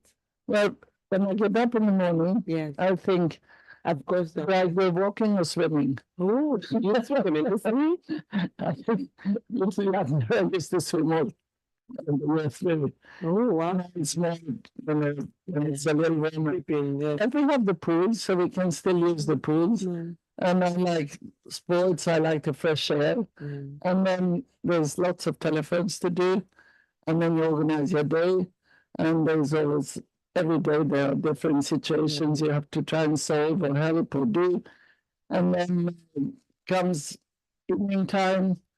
I love music, I love dancing, I love friends. I just love life. For some reason, we have bumped into each other in all the places. I like whenever we go on cruises, on musical cruises, where we have live music on board. We have musicians on board with classical music. I have a piano at home, but I don't play, but I have a concert at home with friends. And somebody plays, and then the other one starts as well. And there's lots happening always. Yes. There's 2 days ago, I was at a jazz club, and it was incredible musicians, Yeah. absolutely incredible. What advice would you give your 40 years old, your 30 years old self? What advice I would give? 35, so you're giving. But whatever you do, try and make the best of it, really enjoy it. Really enjoy. And think of how can you improve yourself and how can you make it better for the other party and how can you help the community and how to do things in general to have a life around you that's a happy life. Yeah, that's very lovely. So that advice is actually to me, really enjoy whatever you do, and I'll take it. And then when you go traveling, Yeah. you know, I've been almost all the way around the world. Have you? How many countries have you been to? I think I haven't reached 100, but I'm on the way. Wow. Yeah. Lovely. And not 100 countries, but 100 different places that I haven't seen before. Yeah. And I think maybe about 70 different countries. There's still a lot. Yeah. If you check every year, that means you've traveled one country every year. That's very good. Or 2 or 3. It's also possible. Christina, thank you so much. I will have my last coming now. Yeah, walking around. I think it's fantastic what you've done. Thank you so much. You need help bringing this. I don't need help. I just want to give you a big kiss. Thank you. I think you're wonderful. Thank you so much. Thank you. Chima, please. Thank you for being here. Hello, Chima. Welcome. Yeah, how are you? For the purpose of this attempt, can you please introduce yourself? Please sit down. Sure. Please introduce yourself. Hello, my name is Shima Shatru. I don't know if this is open. Please, everything is fine. My name is Shima Shatru. I am a transformational coach and holistic therapist. Hi. How are you doing? I'm doing great. How are you doing? Okay. I'm so proud of you. Well done. You have done such an amazing job. So Yeah. I'm going to ask you a few questions, Sure. Shima, where are you from though? I'm from Iran. From Iran? Yes. Hmm. I was born during the war between Iran and Iraq and in Tehran. So the very first 6 years of my childhood is under bombard Oh my God. and terror and horror and attacks. How did your parents move here at all? My parents didn't move here. I moved here. Okay. Wait. You were born during the war, but you still there and you grew up Yes, there, yes. My everything. parents couldn't move right away, and after many Iranians moved after the Islamic Revolution, Yeah. and my parents couldn't move in that moment, and I grew up with the very restricted Islamic teaching, which brought me to where I am now because it made me study very deep theology. I became a nihilism at the age of 14. And I wanted to read Nietzsche because of his sentence that he simply says, God is dead. So it activated the rebel side inside me, and I moved to Germany to study German language. How old were you here? When I was in Germany, I was 17 years old. Oh, you moved by yourself? I went to study. Study. And when I was 19, I've been hired by a German company and started very early my business career.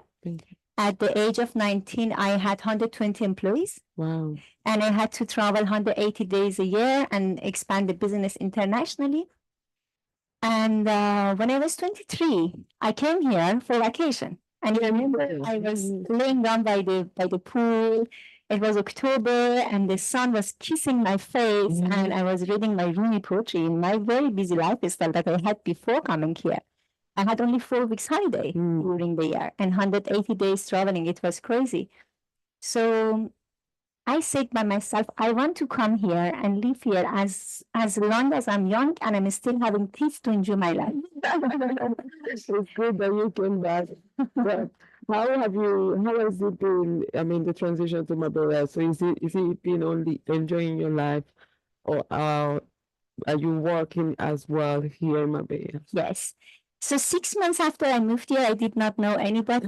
I started my own business. I founded a consultancy firm working with the economic department of the embassy and Chamber of Commerce, offering consultancy services internationally. And soon after, I met Salvador.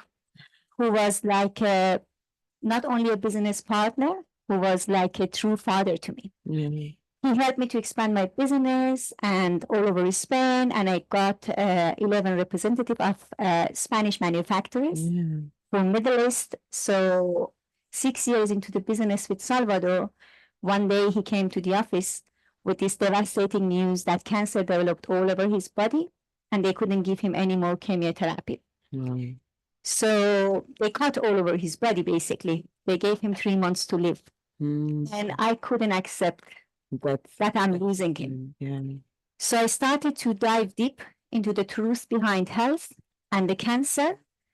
And I came up after watching tons of interviews of people who healed their stage 4 cancer and saw other so-called incurable disease. I came up with a protocol for Salvador. How did you come up with the protocol? The book of Louise Hay, You Can Heal Your Life, it was impacting my life because she shared how she healed her own cancer, and she shared the emotional cause of the disease. In this book, she published the list of every disease and what is the emotional cause behind it. So what we do in the conventional medicine is symptom therapy. What does that mean? If there is a tumor, we cut it off and we put chemo on it, and we get rid of the symptom. If you have a headache, I give you paracetamol. In the hospital, though. Yes, if there is an emergency with surgery or something. But if not. But no, because I choose the path of holistic health, which I have been able to help over thousands of people with holistic health to heal their cancer and many other so-called incurable disease. So when Salvador applied this treatment, which was a protocol by then, I was not a therapist, I just made a research. He came 3 months after, more energetic than before to the office, on his own feet. 6 months after, he was cancer-free. Oh my God. So it was a wake-up call for me. Wait, I need to understand something. When he was diagnosed,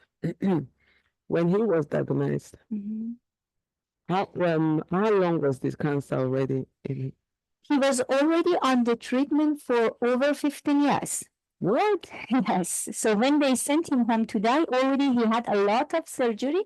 They cut a lot of different parts of the body, and he had a lot of chemotherapy when he lost one kidney. And when they sent him home to die, he was already so many years under treatment. Then they couldn't do anything else for him. Okay. For him. You applied this, or is it you that applied He applied the method that I gave him. A protocol for cancer that I have shared it in my book. Yes. Infinite Love, My Journey to Better Health, Relationships, and Finances, applying a scientific spiritual approach. And he applied it. And with applying this, he healed his cancer. So I started to share this with as many as possible, but my entrepreneurial lifestyle didn't allow me enough time to dedicate myself fully to this path until December 2016, where I had my next wake-up call when my mom was in a coma.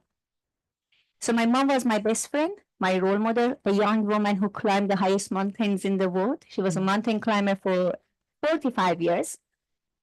And she'd been diagnosed with a brain tumor. My family didn't want to worry me, so they sent her to hospital on the biopsy.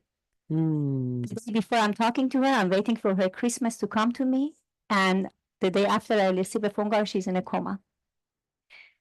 I studied 20 years quantum physics, and I was doing quantum therapy. I need to you are going very fast.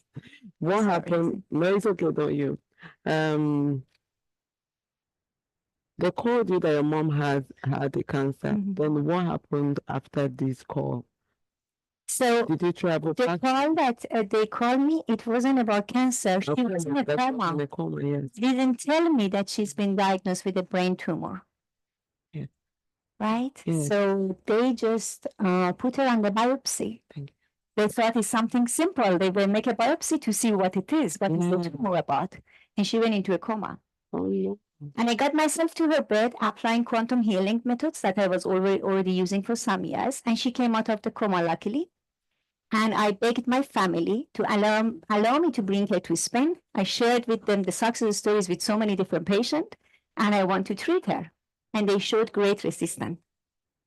They believe in the system, they believe in the aggressive treatment, and they put her under surgery. She underwent 6 brain surgery and 2 months of chemotherapy and radiotherapy. In a year and a half, she wasn't between us anymore. So in 2017, in February, on the same flight back from Iran, from her very first surgery, I have decided to raise the consciousness in the community.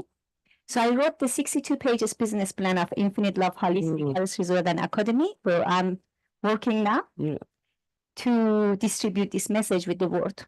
And when I arrived here, I founded the Infinite Love Coaching Academy and interviewed over 200 therapists around the coast, holistic therapists, and 25 of them are working with me. And this is what we are doing now. And I was looking for a land to build the project, appropriate land, and finally we found the land now is Alpujarra Mountains. Wow. And we are building the very first holistic health resort in the world that applies the latest scientific discoveries with holistic healing techniques in order to combine mental, physical, emotional, and spiritual well-being. Wow. So this method works, proven and tested and proven. Absolutely. We need to understand that we are not only physical being. Yeah. We have multiple bodies. No, I will ask a question. How did you come about this method? Because you read the book, you believed in it, then you start applying it. Or what did you Yes, do? not only that, because after when Salvador got healed, I started to get deeper into all different methods, and I became a holistic therapist. So I took different courses and different programs, which, for instance, I do emotion code, body code healing, which is from Dr. Bradley Nelson. That's a very powerful healing modality that goes directly to the root cause of the disease. And it in a couple of sessions, 3 to 6 sessions, the patient is a complete different person. So it's a very, very powerful method. 25 minutes. And I want to give you an advice because you're doing such an amazing job. And you have been here for 3 days and nights without. We have meridians in the body. Have you heard about meridians? No. Meridians are like electricity. I have to ask you a question. I won't give you one. I know, but I have to ask you a question. Thank you so much. So really, I think it's quite interesting, the method. I am very curious because, listen, my mom died of cancer, and in that moment, for example, when she was diagnosed, it was just 1 month before she died. It just immediately 1 month, and then she passed away. Are you telling me that if she had used, I'm not trying to say I'm regretting anything, but I'm just trying to ask you a question. If she had used your method, the holistic method, perhaps she would have lived. Definitely. Because every sickness, it's a message. Every disease is a message. Have you tested, aside from, have you tested it again? Have you tested it on anybody? Yes, this is what we do every single day. Yeah, really. So let me explain you how it works. Every disease comes with the emotional connection. What does it mean? We have mental, emotional, physical, energetic bodies. Okay, we are not only physical body. When you have a thought in your mind, this thought is creating chemical reaction in your body, which we call them emotions. That chemical reaction in the body is influencing your health, and this is science. This is pure science. We have thousands of scientific studies talking about how thought create disease. So, yeah, why have I heard about this 3 times this week? Today, literally 3 people have sat down here and said the same. Which is amazing. No, that's like our mind creates sickness and all that. So that means you're telling me, okay. Are you telling me, what do you think that somebody who is crippled, thank you so much, somebody who is crippled, are you telling me that he created that to himself? In some sense, in some cases, we manifest disease, but not all the time, because there are many diseases that we are bringing it to the generations because they are emotions. I have seen emotions travel through family. I can tell you a good example. Like we had a patient a couple of weeks ago. He's 80 years old and he's alcoholic. He's drinking 1 bottle of whiskey per day. He has a lung cancer. He has an operate in his throat. He has to press to talk. And he, for the past 40 years, he drink whiskey. So he asked me, how can I get rid of this pain? And also of the alcohol. I said, okay, let's have a look at the emotion behind. And it comes up that his mother had a resentment. The resentment, it's been transmitted to the son, was stored in the lung, and to the daughter stored in the colon. Both of them got cancer, colon and lung. Now, when I'm meeting this man, we remove that trapped emotion. Immediately, his neck pain is gone. He couldn't move the neck, and he is completely moving the neck. I come back the day after he's calling that he didn't touch alcohol. It's been months past. He did not touch alcohol because he didn't need to touch alcohol. And as a matter of fact, this person is living over the hills where where we are building the resort. And he's sending many patients to Marbella that they're driving 3 hours, old people coming for this treatment. And the result is unbelievable. Why? Because there is an emotion to every disease. And we need to find out to release that trapped emotion in order to be able to help that What if person. the person does not want, like if you're talking to me now, for me to get healed through my mind, I have to believe, no? Yes. Exactly. So if somebody doesn't believe, they don't come to us. They go to conventional treatment. Who come to us is the one that didn't get any answer from conventional treatment. I had a case. No, wait, for the cancer treatment, I'm just curious. In terms of when they go to chemo, for example, they have hair loss, blah blah blah. When they do holistic, do they have hair loss or what? It's not, because there is no aggressive treatment involved. We go to the root cause. Look, imagine you have humidity issue in your home. And imagine the water is leaking inside the wall. 20 minutes. And you're doing very well. I'm holding your small finger because that's a meridian of the heart. And I'm giving you energy boost. Every time you are going out of energy, and this is for everybody, just hold this small finger, the meridian of the heart pass through. These meridians are the electricity cables around our body, in Chinese medicine and Japanese medicine. So if you hold this, you get a boost of energy, and that's why I'm holding this for you. So you're doing amazing. Thank you. Bravo. But so that means you are building this holistic center. Where is it again? It's in Alpujarra Mountains over Orchiva. Near Sierra Nevada, in the backside of the mountain of Sierra Nevada. It's 2 hours from here.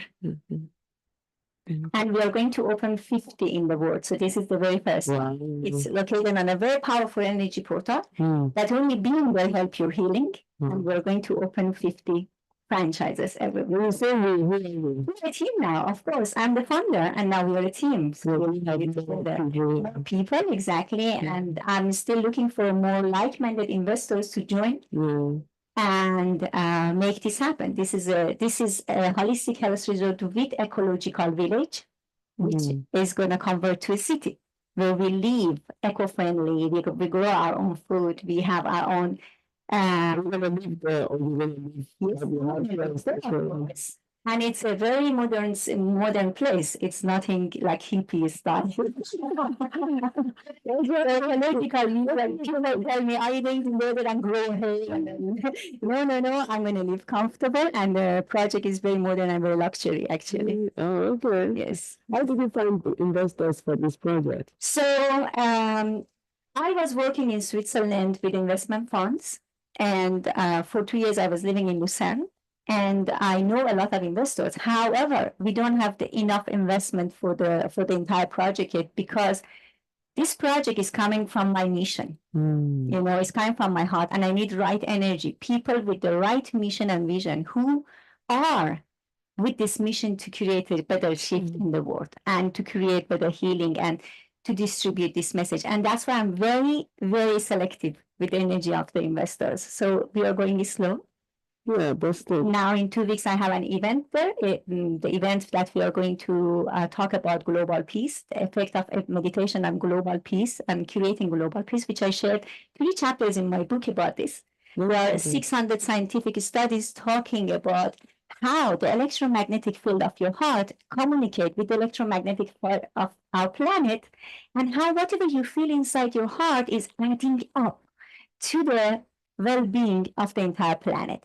So when you throw a stone inside the sea, you see these ripples around, and this ripple go to the other side of the ocean, even if you don't see it. So these services, would it be for free for people, or would it be a paid service? No, of course, we have to maintain the place. It's going to be, of course, there are services that we have to pay the practitioners and pay the center and everything.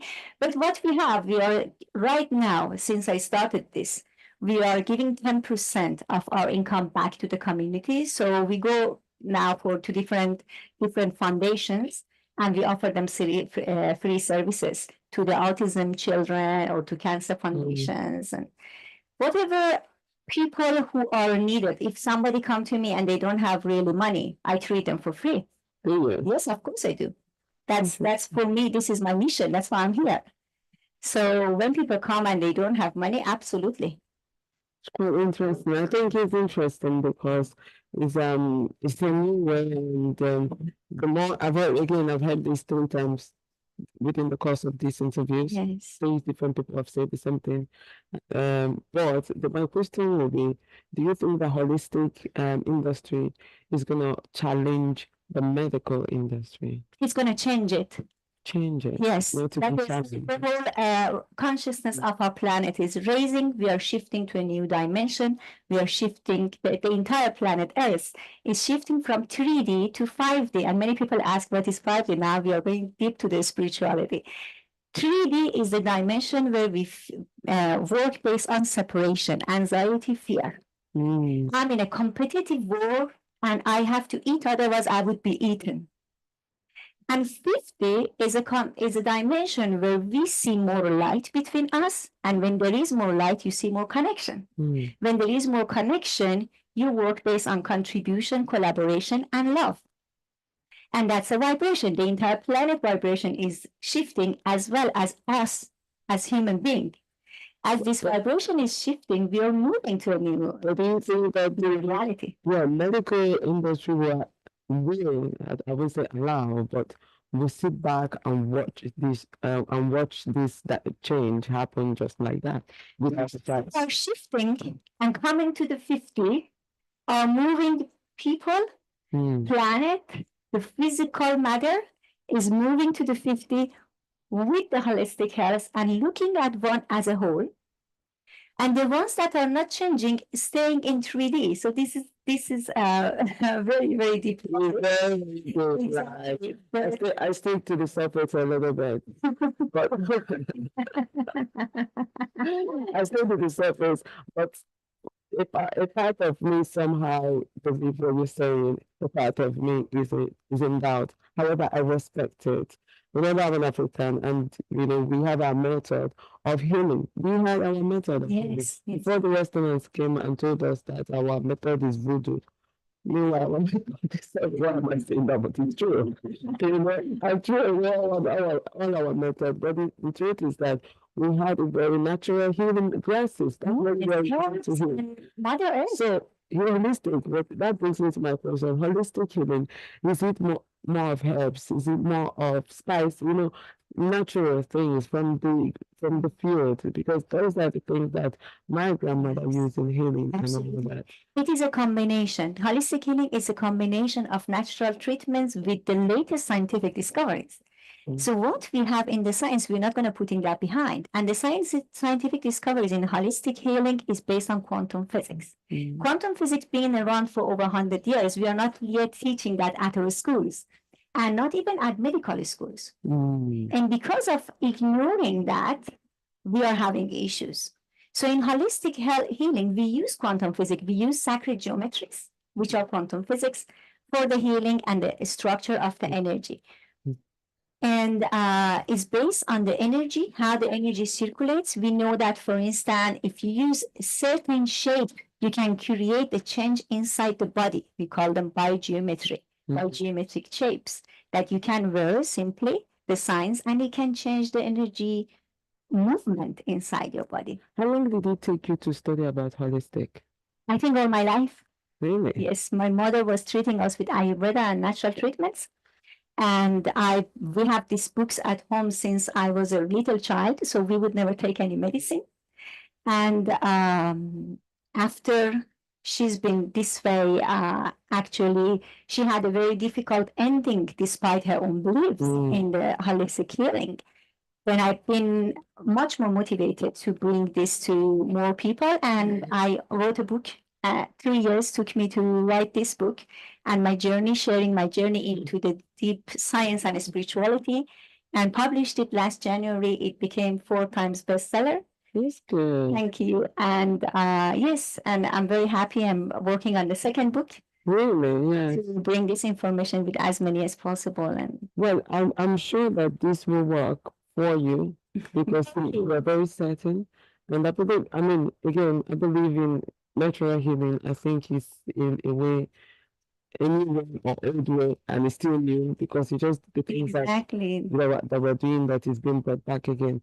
However, how would you, in the holistic industry, I don't know if there's anything like that, but who would you say played a vital role in your life to the person you are today? Who was one of the ones who really shaped my information and also understanding there is an emotion, for instance, to cancer.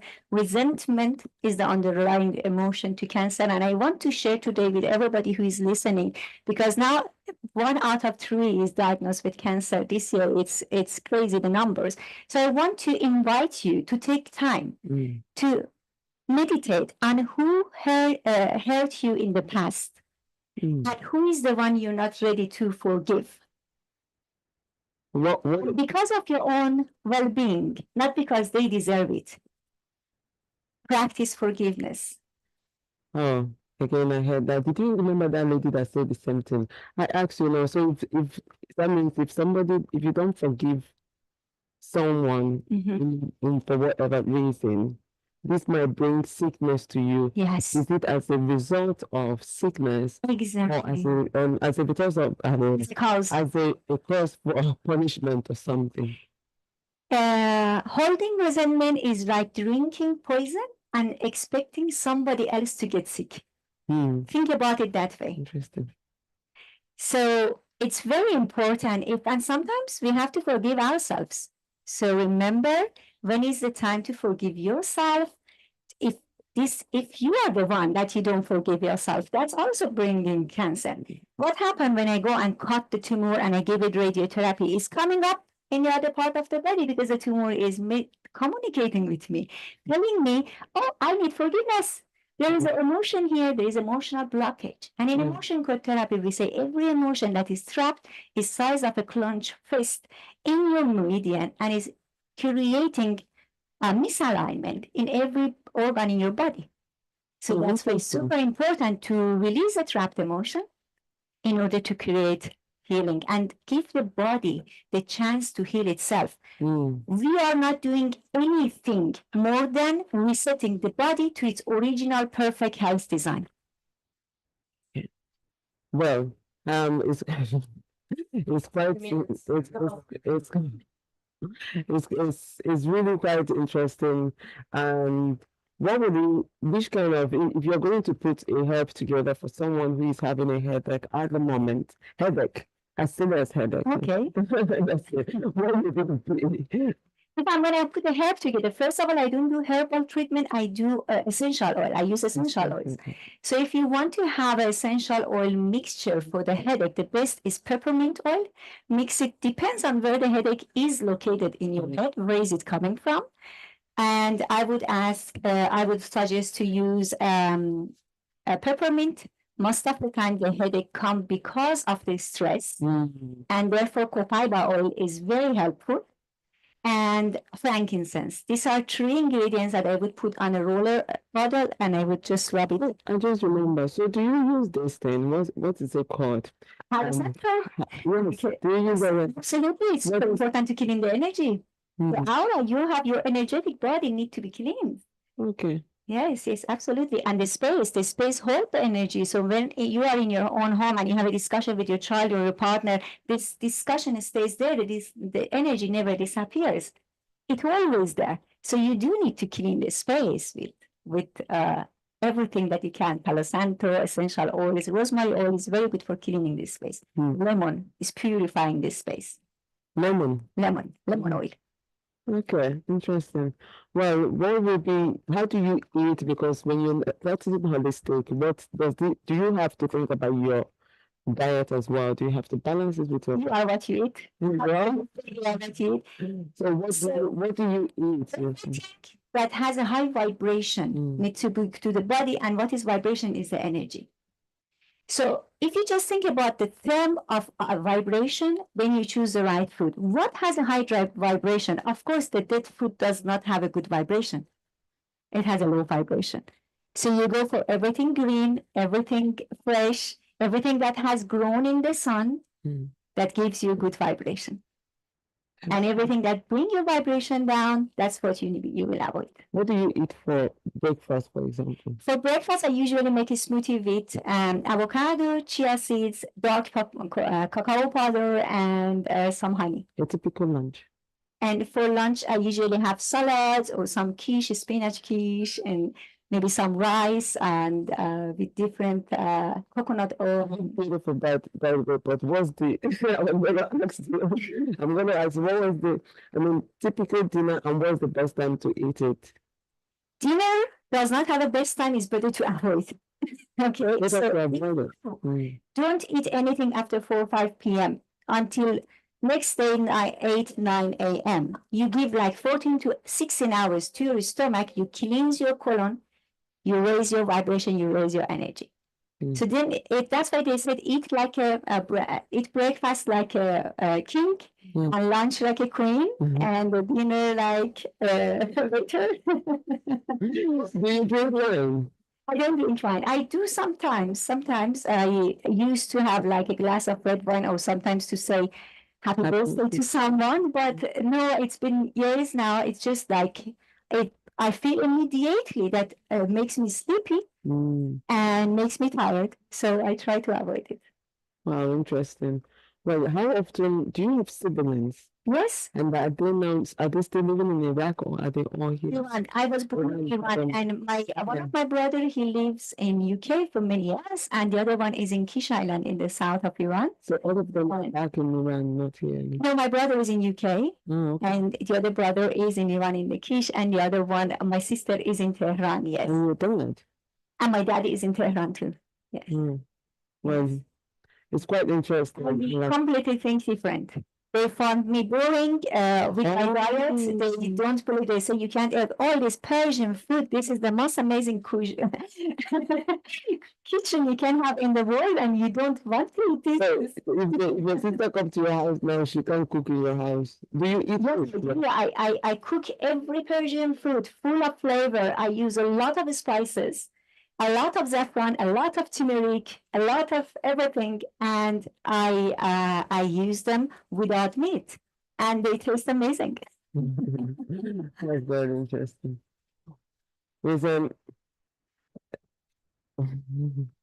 Okay, well, now that you're living in Marbella, how has your social life been? We've been talking about your work life. Let's transition to your social life.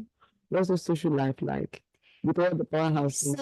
So it's beautiful actually to see, because Marbella is a very diverse city and it's metropolitan. We have 140 nationalities living here peacefully together, and all treat each other so nice and so loving. You never feel like a foreigner. I've been here 18 years and it's my heaven. I love it. And my social life is amazing because the people I interact with, they are extremely spiritual, which I found it at the beginning when I moved to Marbella hard to find here spiritual people because it has a different frame.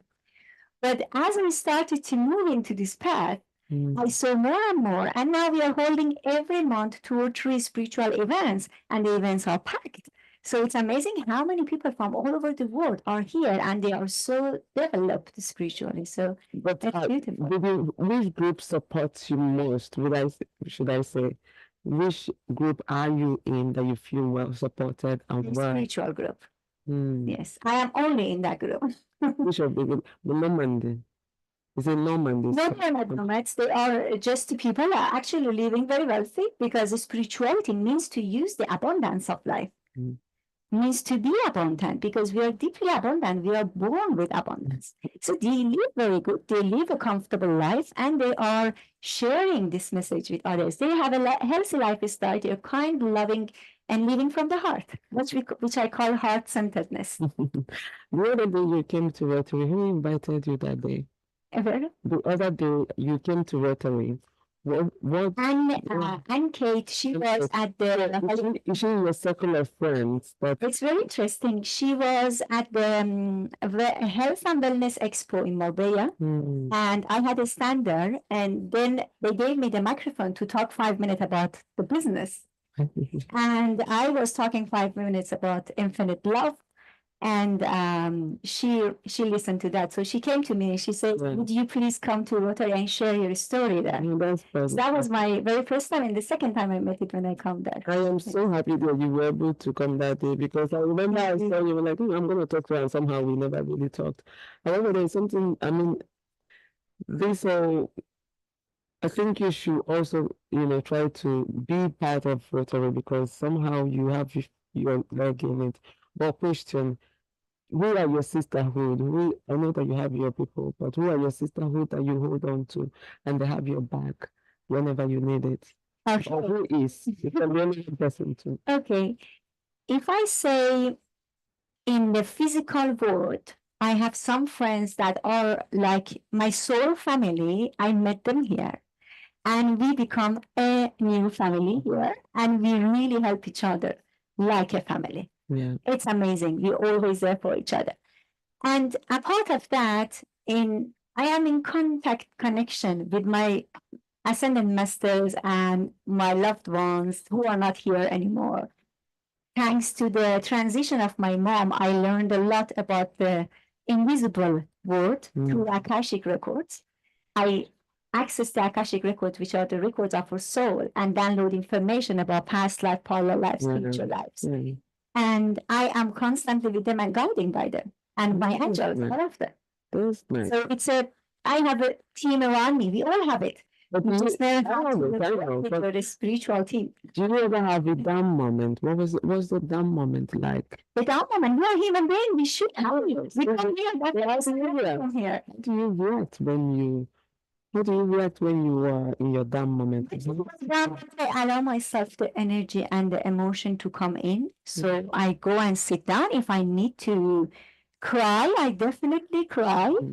And if I need to go and take a bath or do walk by the beach, I need to be on my own. When I have a down moment, I need to be with myself. And I go and process the energy and allow myself to be on my own. And many times I write down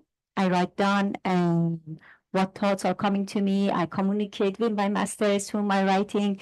Many times I open my records and I channel constantly what they are telling me, what I should do. You make a call, or do you have a... No, I don't call people and tell them about my problems to nobody. Really? Nobody. Why do you bottle it up? I talk to my masters and I talk to myself. I write down. And I channel the solution because nobody better than you knows what's best for you. Nobody's in your situation. So one thing that I would suggest everybody to do that is suggested in the last chapter of my book. It's called Your Inner Child is Your Inner Guru. And I work with the mirror to connect with the inner child. And now I will thank you so much for coming. Now I would like to end the attempt for the longest interview marathon. Please stop the time. Wow, this is amazing. You have done it.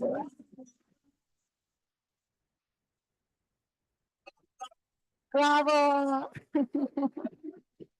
How did you keep up with this? Bravo. Well done. Oh my God. Well done. Well done.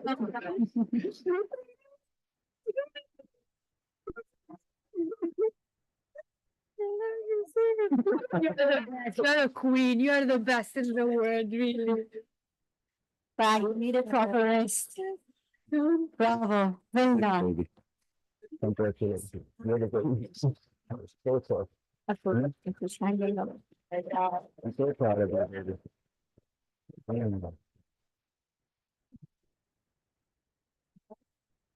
Ciao. Thank you.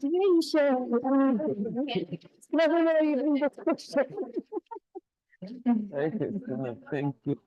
Thank you for that. You did wonderful. Thank you.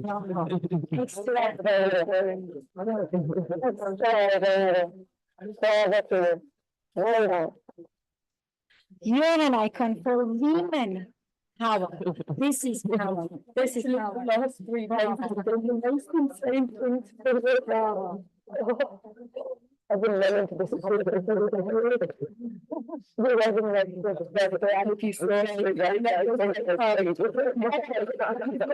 All these people out here.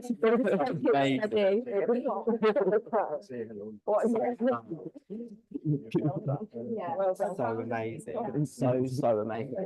Thank you so much.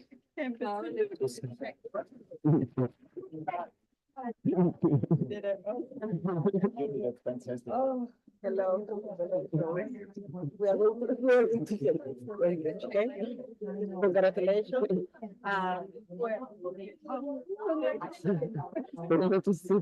Yeah, I think more privately. Okay. No, it's okay.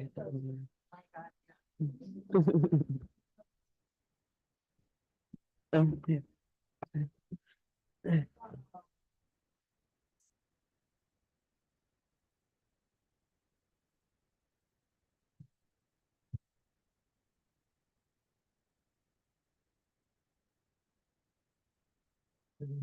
First of all, congratulations.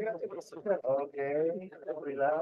Okay. So we're gonna take your vitals. Okay. We're gonna do a quick checkup. Thank And you. the Okay, physical so examination. lay down. Yeah, come on. So you can be comfortable. Yeah, thank you. So Mm. yeah.